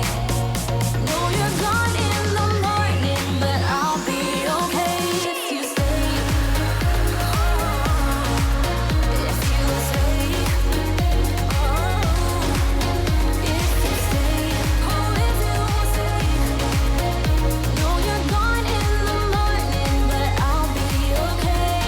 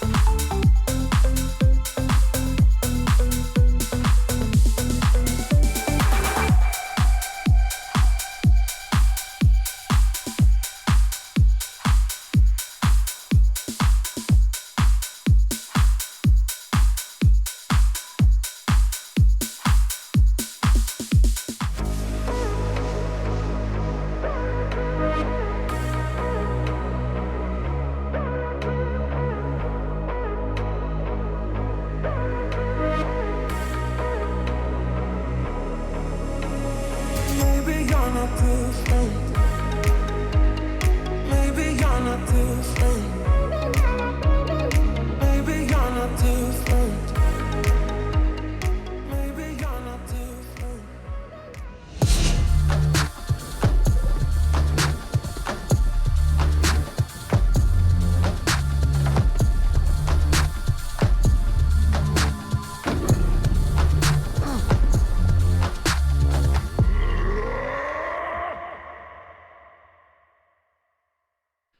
Levi's looking animalistic in that game number 3 there. They just tear through the Oni Warriors, and it was dominant. And the reason I say animalistic, Trelly, is because when you think animals, you think of the fur coat. Okay. They're warm. Okay. They got they experience the outdoor weather. They pretty well. We don't have fur. We need some outer layers, and there's no better place to get those outer layers than at Skull's Gear, the SPL merch. No better place than at shop.highresstudios.com/SPL. You can get any of these fantastic merch drops. Support your favorite team, or just support your favorite color combination. I can't be biased against teams, Trelly. You know that. But, right. I mean, I'm a big fan of the mint green. Let me tell you, Like, that's my favorite I color. hate the Oni Warriors, the Glads, and the Hounds, but boy, do I love those shades. You know, like, support your favorite teams, though. Support for your sure. favorite team. Get some fantastic merch. Skulls, thank you so much for partnering up with the SPL. They make some fantastic quality stuff. And Leviathans, maybe hop on that bandwagon. Grab that jersey because they are looking good. They had a clean game number 1. Yep. Clean in game number 3. Maybe some struggling to find their footing in game number 2, but I mean they went 3-1 in their last set of the week. They looked dominant through that one as well. I'm not taking anything away from them. They looked awesome. No, and I'm glad we said it beforehand, right? There was I saw a lot of doubting about the King on the Thor. The adapting Thor has not been looking good. But We were doubters. I said, you know what? We do not doubt adapting. If he wants to play the Thor, he gets to play Thor. And in this case, I wanna officially. I'm not gonna say, what's the word I'm looking for? I'm not gonna patent it. I don't have any legality here, but. Okay. If you are going to start beads on Susano because of all the CC on the other team, it doesn't look like a good Susano game, right? I've said that to you a few times now. Yep. Never said it on the desk before, but I'm going to say it. And this time around, Panatom does not have a good time on the Susano. There was so much CC, he was worried. Couldn't go into the Blink start. Because of that, you don't get active until like after level 12, and you find a lot of deaths. It just wasn't my favorite, and also, for the 3rd time in a row, Pagon goes back to the set, but this time really did not find that much value. It seemed like a lot of times there were some picks happening, but then you look back and Pagon's going in on the set with no sort of follow-up. I don't know, just this was a questionable one for me. And props to the Leviathans for really turning around. Number 2, the Soul, right? I mean, the Thor was a question mark, and we said, you know what, adapting has earned that right to run it back, but the Soul was a pick that Panicat didn't have the greatest time on, ended up getting some pressure, yes, but got soloed last game. This time, definitely turned it around and looked real solid, almost topping the damage charts besides Shinto. And we don't got to praise the Shinto. Pele, he's been doing that already. He's been looking clean on that pick. Yeah, I'm looking at the damage numbers, and pretty standard across the board. The one that sticks out to me, honestly, is genetics. Because, yeah, you expect a support to have low damage, but 3,000 for a Ymir, the pick that you go second half of the draft, you expect genetics to be a playmaker, putting those walls on, and starting engagements almost, and he just is not able to have an impact, it feels like. Yeah, as far as I'm concerned, if you pick Ymir onto a losing team, in the sense of your team is behind, Ymir's going to be the first one gone, right? If he wants to be the forefront of the fight and your team is losing, there is no retreat. You don't get to back up. So unfortunately for genetics, you picked Ymir into a comp that didn't have the early pressure, or didn't end up getting the early pressure. And I also got to give shouts out to Final K. I talked about it beforehand when we saw the draft, that Amaterasu was going to provide an early Shoguns and then rotate out, and that's exactly what he did, right? You need the Ama part of those team fights, and Final K got involved. Game number 4. We keep flip-flopping sides of picks and bans, and this time Oni Warriors. They end up in that second pick slot. And these first 1 or 2 picks have been critical to how these games have gone. And so far, the team in the second pick slot has just won. Yep. Every single time, just won. And so, I mean, man, if we're really going to draw the pattern out, Oni Warriors win this game. Levi's, they get to choose in game number 5. Yep. In theory, they take it home. But, that's... Oni Warriors have to get through this one before they can even start thinking about that. And already a change off the board. They don't want to deal with this Ola run, and they can't take it. They're not in first pick this time. So for the team with the Ola run is 1. That's another pattern that I love game 4. We can start talking about patterns like this. This is where the chess match officially begins, right? Because the Leviathans have a difficult choice to make here. They were given Chernobog in this spot last time. They did not win. So they ban it away now. They're not going to be given it, and they don't want the Oni Warriors to have it. So the Oni Warriors have to decide, is that Athena that scary? Is the Soul that scary? Or more specifically, the Pele that has been getting through time and time again? At this point, Frog, I'm saying ban the Pele. That is where my head's at. Has Pele won all 3 games? I am not the Oni Warriors. I am not feeling giving the Leviathans the Pele. That is where I would be banning. But clearly they are thinking about this one. And I truthfully believe, yeah, they don't want to ban it away. They want to see if the Leviathans will take it. Spoilers, I think they probably will. I think they value the Pele over the Athena, but I could be wrong. Well, first pick slot available. This has been one that gets insta-locked in the past couple of games. This time, Pele's available. They choose to go towards the Athena. And it had a good look last game. I think the ability, that global pressure to come through, just especially on those early buff invades, where you can win that set of pressure. They value that very highly, but that's going to lead into, I mean, this is the top 2 that the Oni Warriors have been looking for the entire set. And they get it. They get the set Pele. I wonder if the Leviathans take away the Morgan here, though. I wonder if that's their game plan. They don't want to give that option over the Oni Warriors. It's something that Sot looked really good on because he had the global presence, right? But now that global presence is, I'm not going to say gone. You could still be the Athena. But the benefit, of course, was having that Chernobog, right? That was sort of the real comp there. In this case, Freya and Camazotz. Man.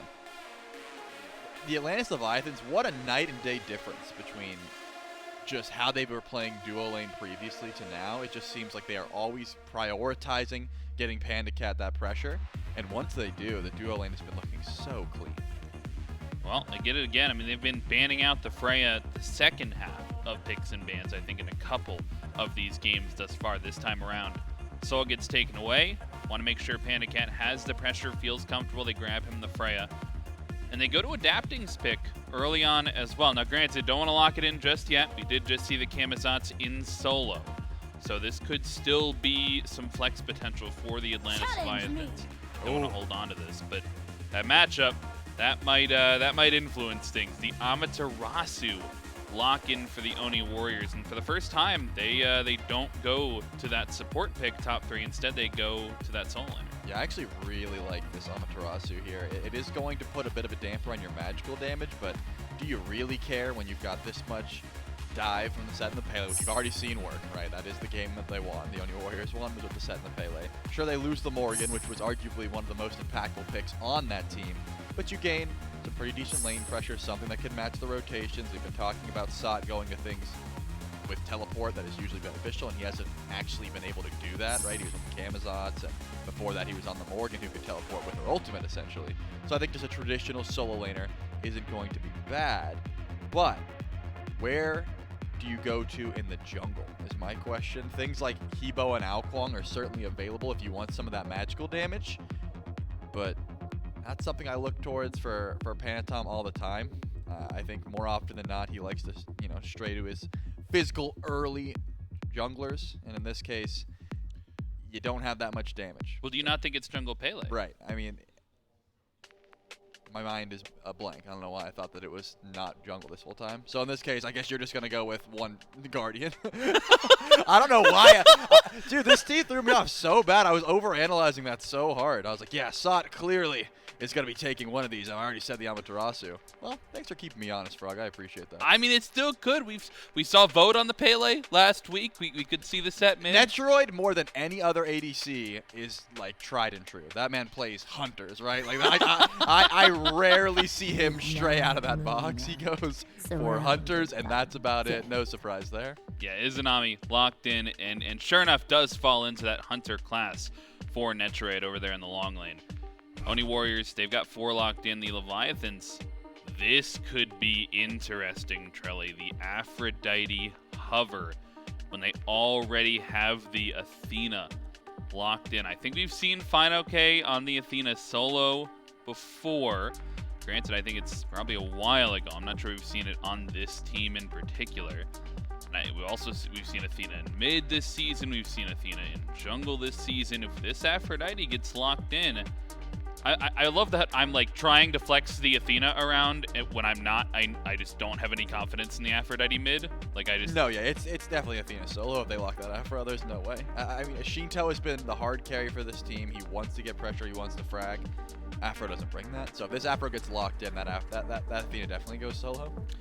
Yeah, they're hovering it, and I think honestly it looked good for him in game number 1, but not something it looks like they want to go back to. Instead, maybe even a more interesting hover. Hercules, slot standard over there for the solo lane, but this Susano hover, I can't tell if they're teasing us, man, or if they're actually gonna lock. Okay, all right, they get the Susano in. That might be a Camazot's mid. Yep, I think so. I think that you send the Herc over to solo. As far as I'm concerned, the Cam and the Susano can be interchangeable, but I think adapting much more apt to play that Susano in this case. And then you let Shinto take the Camazot's mid, which, again, when you're up against a set or vice versa, you want to be able to have range poke and you want to be able to have survivability, which both of those gods will provide. Get a little bit extra healing towards the end of the draft, as well as, you know, we were talking about magical damage lacking. That Terra ult will certainly help out for the actual team fight. So definitely heavy in the Fizz area, but there's going to be plenty of percent pen build. Not going to be the end of the world for the Oni Warriors here. This is still a composition that they like to go to. I'm just concerned about this Iza, how well it's going to fare. You know, the fact that her stealth is almost always going to be canceled out by some sort of tick damage or Crusher or Camazot's proc is a bit annoying. As far as escapes go, Iza's is not the best as is, but throw in the fact that it's difficult to actually be able to use your invis in a duo comp like this could be struggling. But I can see what they went for here. They said, hey, the Lance Leviathans have had duo pressure pretty much every game so far. What god, more than anyone, is able to clear the wave and just, like, get pressure? And that's going to be Iza. Well, you said it to start the desk as a breakdown from game number 3. If a Susano has to go beads, maybe not the best Susano game. Looking at this last pick for Susano, do you think adapting goes beads? Do you think he's trying to get aggressive? No, I definitely want to see a blink start here. There's not too much you're concerned about as far as beads. It's just, you know, you're not up against a Thor. You're not up against someone that can just 100-0 you that easily. You have so much movement to try and juke out Pele abilities, for example.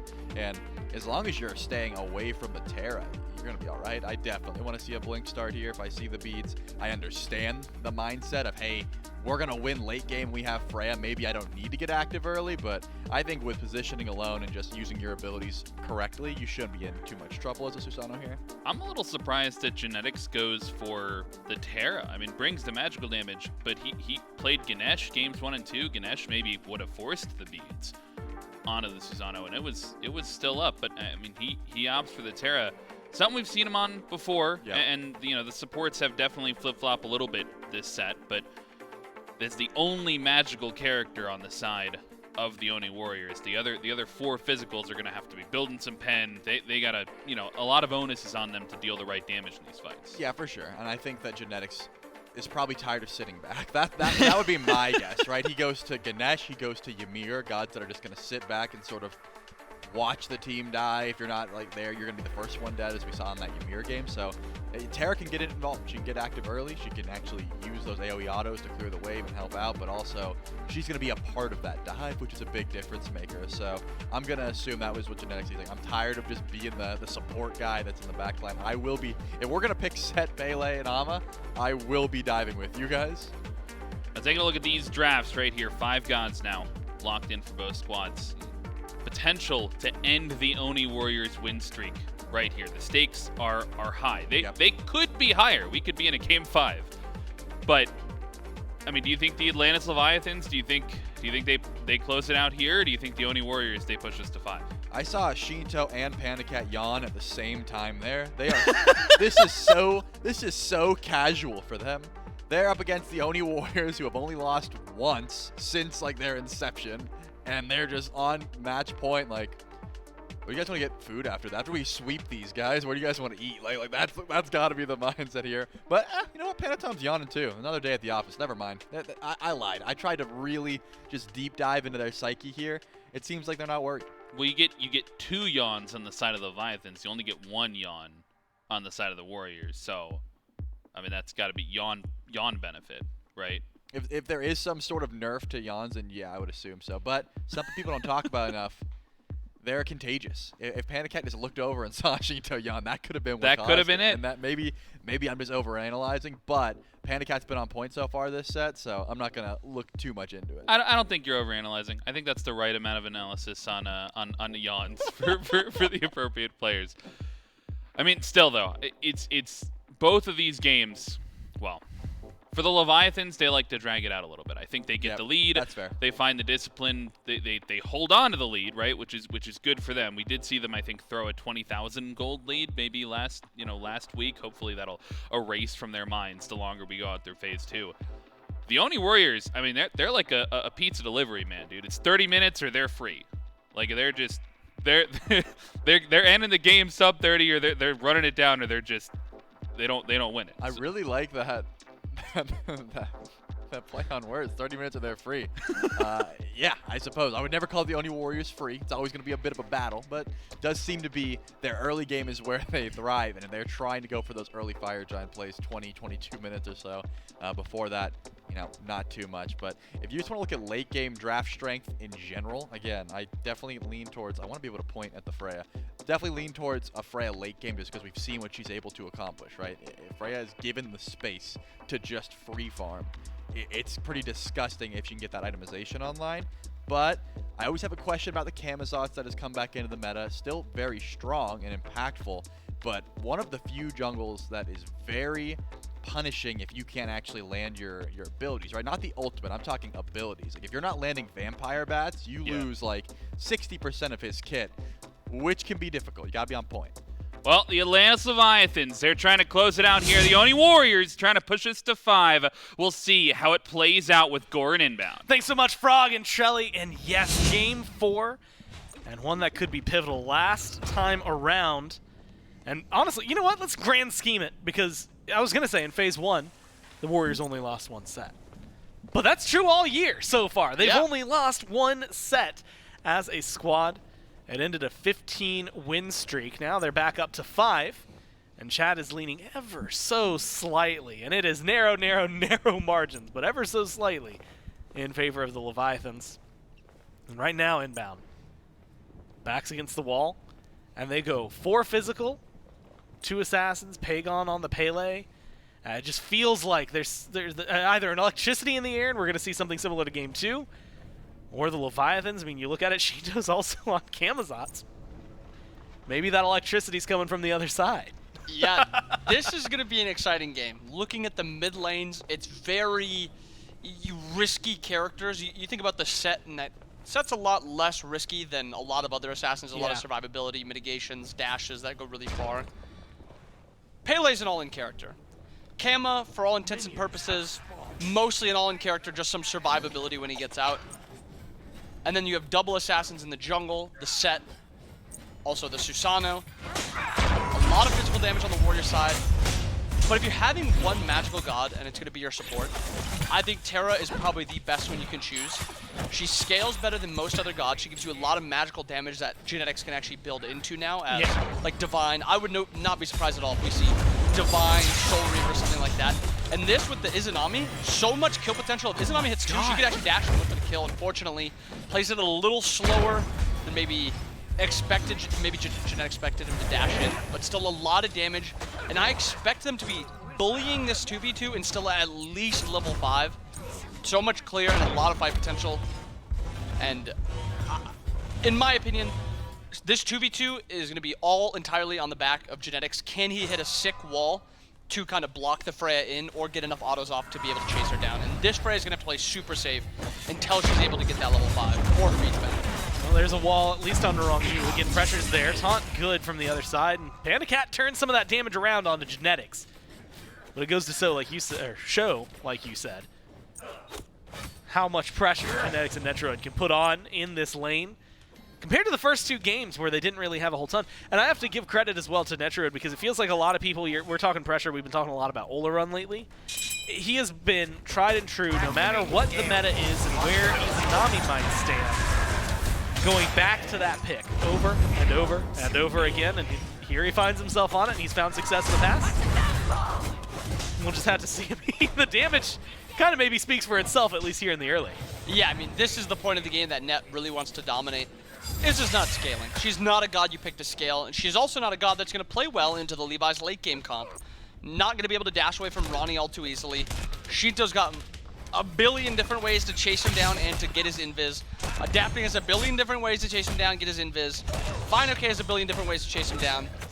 And there's not a ton of self-peel that Izza has, and there's not a ton of team peel that the Oni Warriors have as a whole. It's really just genetics, and you think about last game what the Levi's had and what they have this game. There's really no peel for the backliner, so it's really important Panda and Net play safe, and Panda and Net also push their lead smart, whoever ends up getting this lead early. So far, like you said, it's still up in the air. 3-3. Slight lead for Netroid, who hits 4 first, but that's because the wave is pushed under Panda's tower. Supports are just being supports. Kind of doing a solo lane style thing where they're smacking each other as hard as they can, but they're guardians, so it's not too much in the jungle. Maybe small invade, but more importantly, adapting in a good spot. Dash 1 from Genetics, dash 2 now caught out. Adapting's there, and the damage at Shinto shows up. You've got 4 all on top of 1. It should be a kill, and it will be. First blood over to Panda Cat in the left side jungle. You get the first blood on the left side, but blue buff might have been in favor of Set. Set might have gotten that invade off. And if you see Final K's build, no MP5 sustain. Curious to see if he ended up getting that blue buff, and I don't think he actually did. I think he doesn't have it around his waist. It's not laying on the ground. A little bit of damage onto Pegon. Adapting still does have to blink. He blinks back in. Pegon's ult off. A little bit of a trade going on. Alma rotating in. Final K rotating in a little bit after also. A lot of abilities pressed. Not a ton of damage right now. Nobody's really got their full item finished yet, so... Real flashy. Nothing happened. Real cool, real flashy. But I really want to highlight that. Even though they got that kill and left, they rotated 4 people over there to get that. Yeah. And adapting, or sorry, Final K loses his blue buff. Solo's got a death toll, has double blue buff. Is going to be kind of bullying this lane out, especially because Final K doesn't have, TP for another 2 minutes. It's going to give them a lot more, like you said, control on right. And if you have that without needing the gank, either A, you then get kills if Phantom shows up, or B, you can put a heavier investment over on left, say when a Fury spawns onto the map. Maybe look for a little more. We'll say beneficial and something I think that you've kind of touched on, but like the kill that they get, unfortunate that it goes to Panda Cat. I think that takes away some of what Netroid's lead had been. But beneficial is that it went on to Genetics of all people, right? So like if you're going to lose someone, he was probably the best one to lose in a scenario like that. Yeah, that's the support thing where sometimes you invade to kind of put pressure on the map, and occasionally it happens where you get big rotations to that side of the map to end up getting that buff back for your team. Sometimes it works out, and that's not a death that really matters all too much. Like you said, it's first blood, so it gets Freya back in the game a tiny bit. But that's the side that the Levi's are not putting a lot of that pressure onto. They really think that if they get a little bit of farm onto this Freya, don't let this Izza get ahead, that they're going to be a lot healthier over here, and I completely agree. I think you look at this matchup, this is a matchup where you want that Freya to be at least even. She falls behind. There is always possibility that she gets bullied under tower, and then you have a behind Freya. Maybe necessary. That's what Frog said, and Trelly really liked was 30 minutes or they're free. Yeah, that's the Warriors here, so they got to pick up the pace. Game 2, 23 minutes. And they turned that one around. Although, as Slaney was also kind to point out as he walked by at one point, it was a pretty massive throw from the Leviathans. A lot of people mentioned that even on Twitter, I saw in the chat. Just an unfortunate scenario for him to be put in to turn things around so heavily in favor of the Warriors. Now, though, get a little bit of a... I almost said movie setup, which I guess it kind of is, right? We're in the build-up to the action. Waiting to see where these teams go, and it's going to be on Shinto. Genetics instant stun. Pagon has the damage. Dash forward, though, with the Volcanic Lightning, and Genetics has what he needs. They need a little more, though. Knockup good from Adapting. Pulls one back. One for one mid for mid. And Adapting makes sure things aren't silent. Now the duo lane getting active. Netroid put down in the ground. Panda with a second kill this game. Starting to look bad for the Warriors 6 minutes in. Rongu on this Athena might be one of the most clever players when it comes to using the ultimate. He doesn't always get hyper-focused on something. He looks for that play in mid, and then he ults over to the left lane. Panda's already beating down on Netroid a little bit. Net's beats are forced, and then it's just a free kill as long as Ronnie can hit taunt. And you know a player like Ronnie's not missing taunt ever. Now we have 2 kills onto the Freya, up a level. And the opposite side of the coin where we talk about net, or more so the Levi's want to get Panda not behind net. The opportunity if you get Panda ahead of net means this is a matchup that Hastened Freya is just going to be running Izza down. Yeah, suddenly we're having a different conversation than we were before, right? It's not, man, Netrode looks really good. They've got all this pressure. This Freya's going to be, you know, a little delayed. But, you know, level 5, maybe you get the safety, you've got your beads, but you're not going to control this lane. Now it's Panda Cat's lane. And that is going to continue and hold on until either net makes a massive play or you get a big rotation over here. Neither jungler nor mid, Panatom or Pagon, from the Warriors have looked over towards left yet. I think net's going to need the assistance if anything's going to happen over there. The assistance right now, though, it's in solo lane. Fine-OK, who you had mentioned, at least no MP5, doesn't seem to need it, has the hurt healing. It seems to be just fine. That Golden Blade start. And just turning around and seemingly taunting the Warriors into a fight. Now, you've got a massive rotation. 4v4 in the right-hand jungle. Wrong seems to be the target for the Warriors. They started up, they burn him down, but they've got a low health bar. Pagon needs one more hit and is able to find it. Genetics picks up a 3rd for himself, a 3rd for his team as he keeps finding the kills. Now he's isolated between 2. They're going to get a shutdown on the support. And more importantly, they go 2 for 2. And that's a fight that happens really well by the Warriors, but it also seems like they oversave. Adapting actually getting the dash off. Wow. That was just barely. Narrow margin. Just barely. Good play by Adapting. Maybe looking to stop the backs. Can't really do it. Both get their backs off.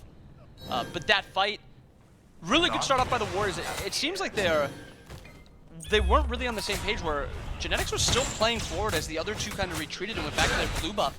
And whether it's a miscommunication or just Genetics think he's not going to take enough damage there to be threatened, it's a somewhat costly play that makes that 2-for-1 trade for a 2-for-2, and then Adapting is able to put a little bit more pressure by actually just chasing him down and stopping backs for a little bit, and almost getting that kill. There's a world, if he had his ult, I guarantee he dives that tier 1 too. Yeah.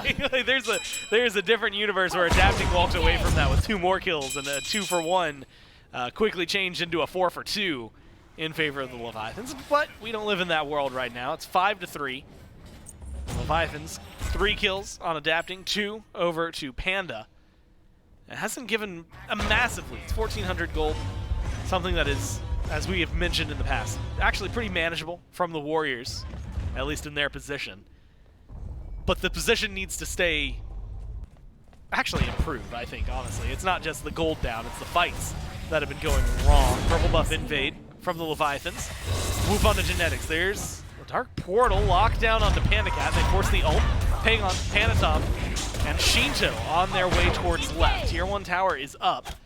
And it doesn't seem like the dive from the Warriors is going to be there, so the Assassin's just a little too slow to the party. The Leviathans get to walk away. Relics, though, ult down for Panda Cat, maybe presents an opportunity in the future. Yeah, big beads pull there, especially Panda Cat using ult. Warriors really use nothing. Dark Portal's not a huge, contested, get this ultimate down for those fights type of ultimate. It's more a slight trade ultimate with maybe some kill potential if you try to focus that guy. Adapting, Ronnie actually looking for Panatom. Beads are available, but it just doesn't opt to use them. Nearly one-shots as he gets out. Good pick by the Levi's. Again, just kind of all over the place. Ronnie on this Athena really makes his character look like one of the best supports in the game right now. He's got that breastplate rush, a lot of damage on the Genetics dash in. He gets his ult off, getting very low. Dash is coming back up. Panatom not able to pick up the kill. Actually, churning the kill, getting on the Panda Cat. Ronnie dash coming back up soon, gets the dash off. Adapting, peels him out. All to use. Pagon kind of rotating over. Shinto walking back towards mid, and Ronnie gets killed solo with the rotation. Gold Fury available. Really, really good play by the solo by the Soloer Trolls, because right now that was a Soloer Troll rotation right there. Now they will be able to get the Gold Fury. The Warriors now back in the game. They're really, really strong early game by the Levi's. And being able to get there, like you said, immediately you've got Soloer Troll over here, and you just got a couple of great kills if you're the Warriors. Duo lane killed off, so the Fury goes the way of the Chaos team. And now they are looking pretty solid. Now, 6 kills on the board for one team, 5 kills on the board for another, 4 on individual players. Genetics of all things, 4-2-1. But right now, maybe the one to kill, the one to stop, especially after getting a stop on the Freya. adapting. 4-0-1. He's been aggressive.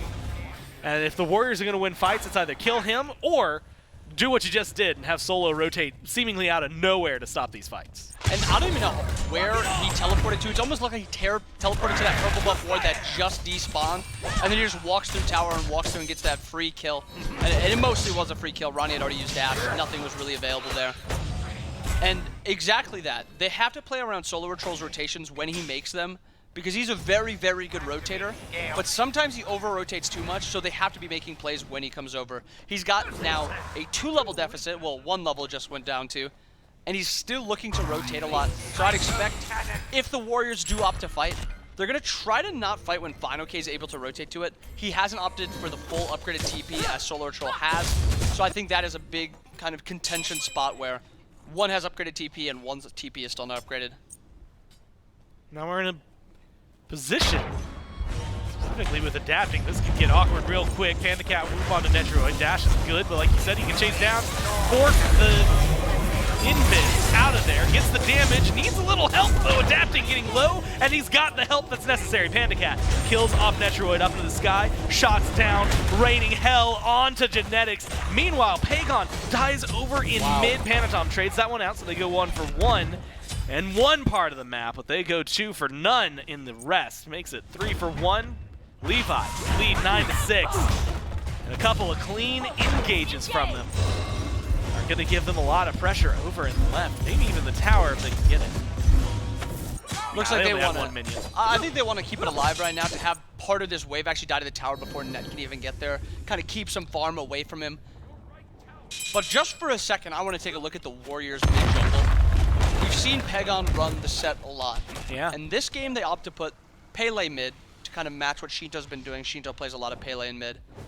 And it doesn't seem to be working out all too well. You have 0-3-4 on Pagon. Kind of been bullied out by Shinto, just got soloed by him. Panatom came by and cleaned it up for a trade. Maybe some, I don't want to say confidence issues, but maybe something where they opt for a change that didn't need to be made. Because I think the set in mid has looked fantastic. Warriors picking up the Pyro, evening the game up even though they're down in 3 kills. But the set not being in mid, it feels like they made that change for not really a big reason. And I think Pagon has played really well in the set. Maybe mismanagement of some resources there. Yeah. But at the same time, like you said, they just got the Pyromancer. They keep things up even in terms of gold despite the kills. Unfortunately, the amount of times that we've seen late game Shinto make huge differences, although I will have to say the same thing for Pagon, can be there. And if I had to make a bet just on current KDAs, 1, 2, and 4 versus 0, 3, and 4, you're definitely leaning towards Shinto right now. And as the desk said, and as you've kind of highlighted, it feels like it's a small ticking time bomb. And the problem, and the hardest part is, something that you actually just highlighted to me immediately. First off, breastplate, I didn't even notice from Wrong U. So that taunt's coming up faster. But then also a sovereignty. And then also now another breastplate, but this time of regrowth, as well as a breastplate up there for FineOK. I mean, you can just stack physical protections. And then Wrong U can do that. Forces an ult from Pagon in mid on the disengage because his taunt is too strong, and what are you going to do in response? You're not dealing enough damage to him. And you also look at FineOK at this point, the double breastplate build. If he rotates to this fight with Net's build as is, actually Net just finishes the XE, so it's a slightly different story where they actually have some percent shred now. Jinx the only one here, I guess Set and Alma somewhat close, getting a little burned by the Levi's. Fury getting low in a dangerous position. No secure just yet. The Warriors are able to secure that one for themselves. Alma comes in, gets a stun. Wrong U deleted off the board. Now you need a little bit more health bars low on the side of the Warriors, and the Leviathans are taking advantage of that. They go 1 for 1. Wrong U traded out for Pagon, but the Fury, a huge win for the Warriors in a game where they have been suffering. FineOK still chasing. I think this one's going to fizzle out. In fact, Panatom actually might have put himself in a bad spot. Whooped out, has to teleport away. Looks like they're chasing out. Wow, yeah, no, actually going to continue. Stick to this, commit. See if they can find something. All of a sudden, this Fury could fall apart. If that knockup connects, different conversation. Doesn't. Leviathans lose the Fury. Trade 1 for 1 in terms of kills. With how this game feels, it really seems like it's a bigger gold difference than it is right now. 600 gold in favor of the Levi's, but you look up and down on the KDs. 1-1-3 in solo, 5-0-2 in jungle, 3-1-2 in the ADC role. I mean, your support's 0-3-7. You're never making a big deal about that, but they're only up 500 gold. A lot of, global gold has gone towards the Warriors. Pyro once, Gold Fury now again. They have that right tier 1 tower. This game could be a completely different story if we're talking about secured objectives by the Levi's or not giving up that Pyro even though they have pressure on that side of the map. That'd be, a pretty massive lead. Now you got to think about it as well. If the Warriors have kept it even because of their ability to control the objectives, or I guess in that last case it wasn't control, it was more to steal away out from under the noses of the Leviathans. Adapting. Worth a ton right now. 5-0. You have to think that could be enough to set them pretty far ahead. Genetics, good wall, not for the stun, but really just a block Panda Cat with the pulse. Keeps themselves on the beacon. The Warriors are going to secure that one. Pagon pushed against the wall. Boulder's good in terms of damage. Knock up, ult, and that's the disengage from the mid laner. It should be the disengage from the Warriors. Tier 1 in mid, pressured out by the Leviathans. They're going to take that, get a little bit of gold in their pockets, fall back. Pyro is going to be spawning in. They have the timer for it, so they should be able to start this up immediately. And with how Fine OK is itemizing right now, and the only actual DPS against him that matters is Izza, I would expect Fine to kind of run this next portion of the game. Even though Izza has that pen shred, there's still enough protections that Fine OK has where even if he is getting shredded a little bit, he's going to be very, very hard to deal with. I mean, last time we saw the Hercules where there was no true tank killing potential was Ducky on the Hercules, and he actually set up that huge dunk for Oath. So at this point, Fine OK is very important. And then on the opposite side of things, Genetics, I think, is very important for the Warriors. It's their only magical damage. He's also 4-3-2, slightly ahead of Rongyu. And his build is getting to a spot where he's got the binding. It looks like he's opting for a Divine. I know he prioritizes Divine over Deso. They also need a little bit of anti-heal. But I think that is the spike they're going to be kind of playing around is this Divine spike or this first starter item spike by Genetics? And at that point, I think that's when the game could kind of change a little bit where the Warriors might even be, stronger in fights. Fire Giant started here by the Leviathans. Final case on zone duty. Meanwhile, Shinto's looking for a solo kill almost. Finds it against Pagon, but that's a knockout nonetheless. He's going back to base, so you've got an advantage. Fire Giant still held onto at this point. Weren't DPSing it the entire time, so it's still sitting pretty high health. It's a little over 3/4, maybe call it 80%. Dropped one more time by the Leviathans. Shinto gets that kill. They go in on it. Unfortunately, because it falls flat, Leviathans not feeling confident. Do steal away a blue buff, but not able to get the big objective on their mind. Yeah, not having a true ADC makes it a little hard to do Fire Giant. Freya kills gods very easily, struggles a little bit with the more objective-based things. Just for a second, can we take a look at damage? I'm very curious if Pagon has actually been doing much of ulting in. I guess he's got 10,000 damage. It feels like a lot of times I've seen Pagon, it's been him ulting away from Shinto and ulting out, but a couple of his team fights must have been just a lot of spread damage, and I guess Panatom's kind of a slightly more one to highlight. Only 5,000 damage on the jungle set. Hasn't gotten too involved yet. Yeah, that's honestly, like you said, kind of a maybe hurt deal. If you look at the first two, like 0 and 4 for Pagon doesn't look great.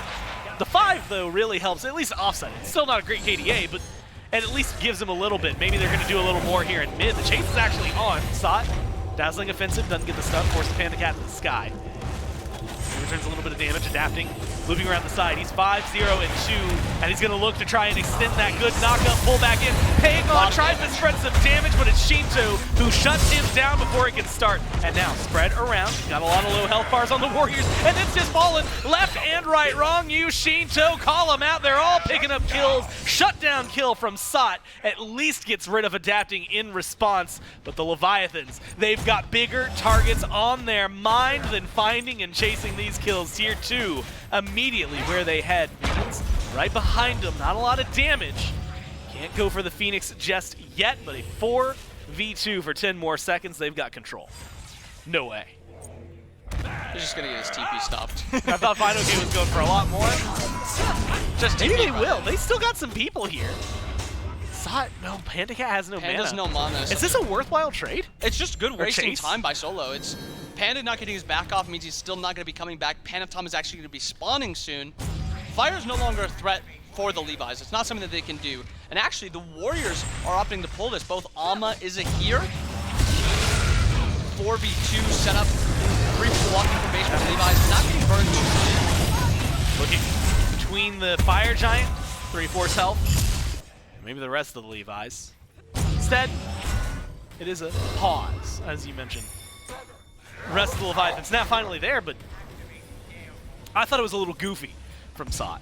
And, at least the teleport, or it looks silly, right? The Because at teleport the looks end of the day, where are you going, man? What are you trying to do? But then it turns from this, haha, I'm Ama, oh no, you stopped my teleport, into, all right, bet. What are you going to do in the next stopping 30 your seconds? back. Nothing. That's right. You're going to run down mid and look like fools. And so at least keeps him occupied, as he mentioned, to keep him there. So now they're in a good spot. Boulder thrown out. Pyromancer seems to be the option. But they're going to stare at each other in just a second. And I think right now, if we look at this level, the items with the Warriors, they're not in a great spot. I think right now their game plan should be slow this game down as much as they can. Level 14 on genetics, only one other level 20, same as the Levi's. But the Levi's items are just a lot stronger because of the 4 physicals on the Warriors. You want to slow this fight down, try not to take the fight, and just delay this pyro as long as you can. Fine goes in. He's looking for a pushback, finds it on the Sot. Let's listen to the Leviathans as they take the fight. Destroyed the pyramid. Killing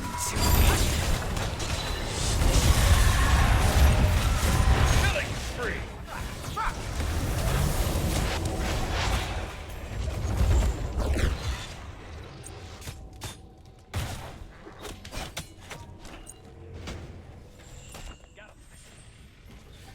I'm gonna censor it for part of it, but the get in. There we go. That's the better way to censor it. A lot of calls, right? Get in there. Honestly, a lot of damage gets thrown out. 9 players, all injured towards the end of it. Only one of them falls though, and that's wrong you. But it shows where the Leviathans. I mean, how instantaneously you use a dash on the Warriors, and it feels like they're just gonna bring the fight to you, and you have very little time to react. Yeah, and with that little advantage they get off that pyro fight, they're looking to pull this in a 5v4. Unfortunately, Ronnie has ult, so this is a 5v5. Five here. Like you said, Ron Yu has ult. That droid's kind of low, and that I think is enough for the Warriors to say, no, we can't do this. Instead, knock up, pull back. But it's on to Sot, so tanky targets, unsurprisingly hitting tanky targets. Yeah, that's the soul lane fight at this point in the game, where they're just like hitting each other a little bit. Got to get that damage number up a little bit. But that's perfect for the Warriors. That fight couldn't have gone any better for the Warriors. I think if they play that any slightly different, we're talking about a completely different game where the Warriors are actually having 3-4 down there. Beacon's going to spawn on left. Sorry, I was just looking for yeah. where's the Titan going to be going? Yeah, we'll be going down left, which is something that you have to play around. And now the Warriors have delayed this spot. About 3 minutes ago, we were talking about, True. We want the Warriors to delay this game. They've got 2 level 20s now. Solo's finished his starter. Panatom's finished his starter. You got a power pod and Izza actually opting for that before the starter, so a big fight might be breaking out here for the Warriors. Maybe they're going to look to pull this objective. 4 strong on the right side. Genetics just got his back off. Going to be coming out of base. A lot of resets out for the Warriors. Getting some vision. Getting ready for this Fire Giant. We're almost at the point where we're talking about an even game. We got started, finished on both supports. Levi's looking to pull and taking a lot of damage. This is what you said, though. It's a little slower than if you had a traditional 100, but it's still 50% on the Fire Giant. Low enough. Titans now going to start marching down left, but the fight is here in the FG pit. Leviathans burn down the Fire Giant, and now they just have to escape. Final K surrounded like sharks in the water. The Warriors are swarming, but they need a little bit more for damage mitigation coming through, and a great turnaround from the Leviathans. They find 1, they find 2, they find 3, all in the blink of an eye. Double kill for adapting, and the chase continues on. Genetics is the next target. Knock up just off the mark. Stun from Genetics, good for the disengage, and now the Leviathans have to figure out where to get aggressive. 2 half-health tier 2 towers on the other side of the map to take down. All Phoenix is still standing, and of course the Titans, not in the Titan room. Genetics is the main goal. They want 1 more kill, and on top of that it's going to be staggered out. Great wall, buys a little bit of time, but maybe favors the Leviathans. A huge swing, 4 down on the Warriors and the Fire Giant. And after the king on Thor in Game 3 has a performance for the ages, Game 4 he comes back at a 7-1-7 stat line, 14 of their 17 kills he's been involved on, only 1 death. And you look at the opposite side, 1-3-6 on Panatom, 0-6-6 on Pegon. If we compare these assassin stat lines, we compare what they've been doing in these fights, heavily favored towards the Levi's. If you think about these teams, actually a lot of damage on a solo. Dash was still up. Got a lot. Chase him down. Dazzling offensive used. It's going to stun out Fine. Okay, knockup from adapting. Actually pretty good. Forces Sot into a bad spot. Got the Order Titan just beside him. Not a whole lot to do this. Adapting's going to have to run back the old-fashioned way. But you got Fine, okay. You got Wrong You. And again, you've got your Titan, and soon to be a Panda Cat joining you. Maybe not the most proficient and prolific tower pushers we have seen in the history of Smite right here. So the Warriors set up a pretty hard defense around this tier 2, and they're going to be able to maintain it. And if we look at how this siege is going to work, you only have one true ranged god on the Levi's.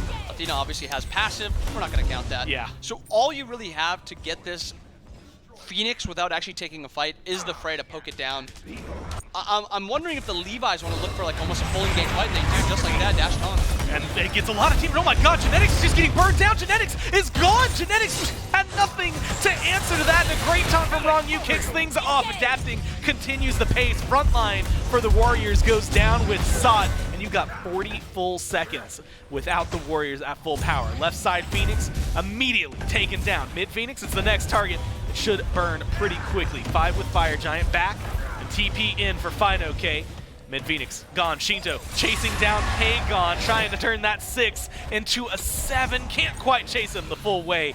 Pagon makes it back, but that's more than you can say for Panatom and the Leviathans. The Leviathans are looking to do what only the Ferrymen have been able to all year long. They're gonna wipe out the Warriors on the map, and then they're gonna wipe them out of this set. A 3-1 win for the boys in blue.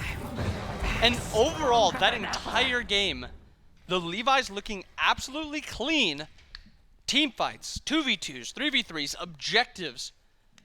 All around, just an incredible set by the Levi's. The only game they lost was a game where they had a 4K gold lead in 7 minutes or something like that. And they just kind of ran into a bunch of bad fights in a row. But just a great day for the Levi's. The game 2 was the equivalent of a cartoon running and they slipped on a banana peel real hard.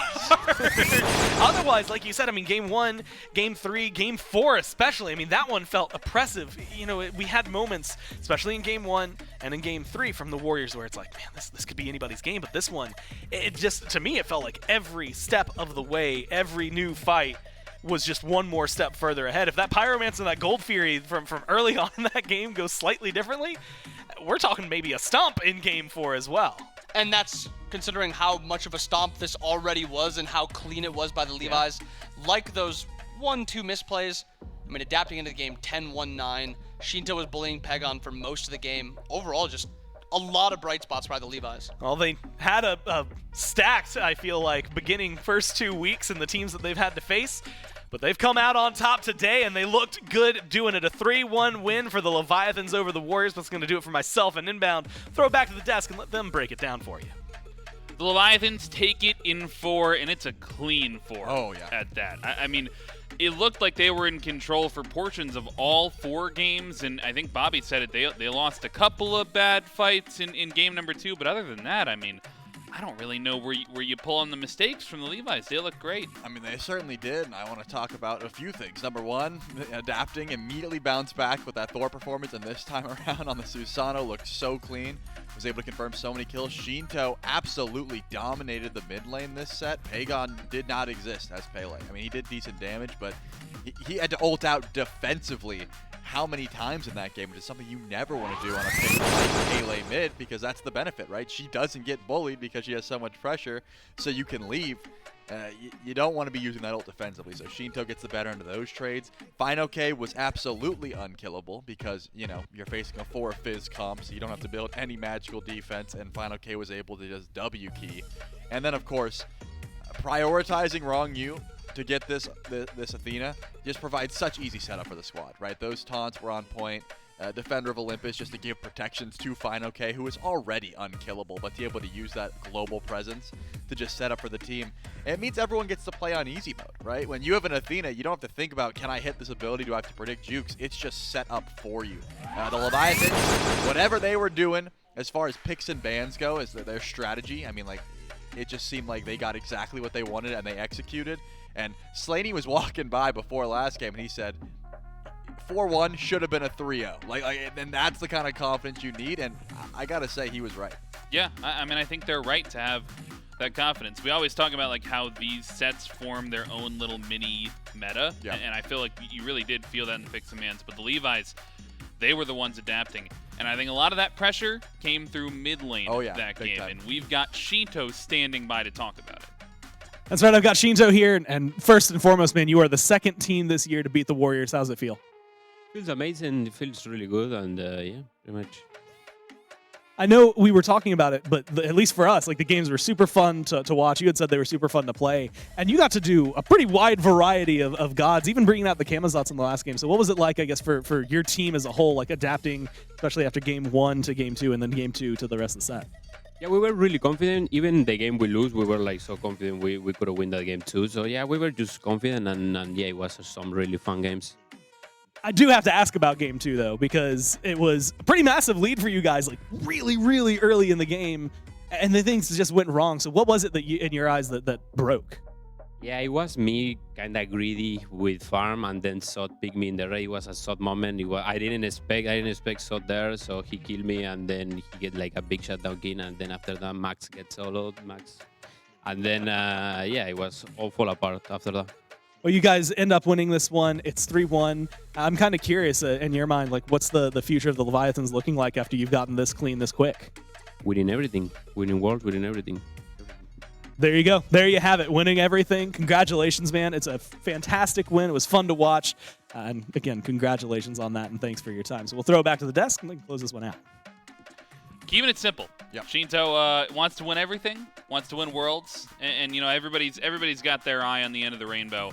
Certainly nothing wrong with that. And I think, you know, with that type of confidence, that type of team play, they might be able to just do it. I would say so. I mean, it's still very early days and the meta shift and change, but being able to adapt quickly is, you know, the marks of a good team, right? Being able to just immediately turn around and say, this is our new play style, this is how we want to do it.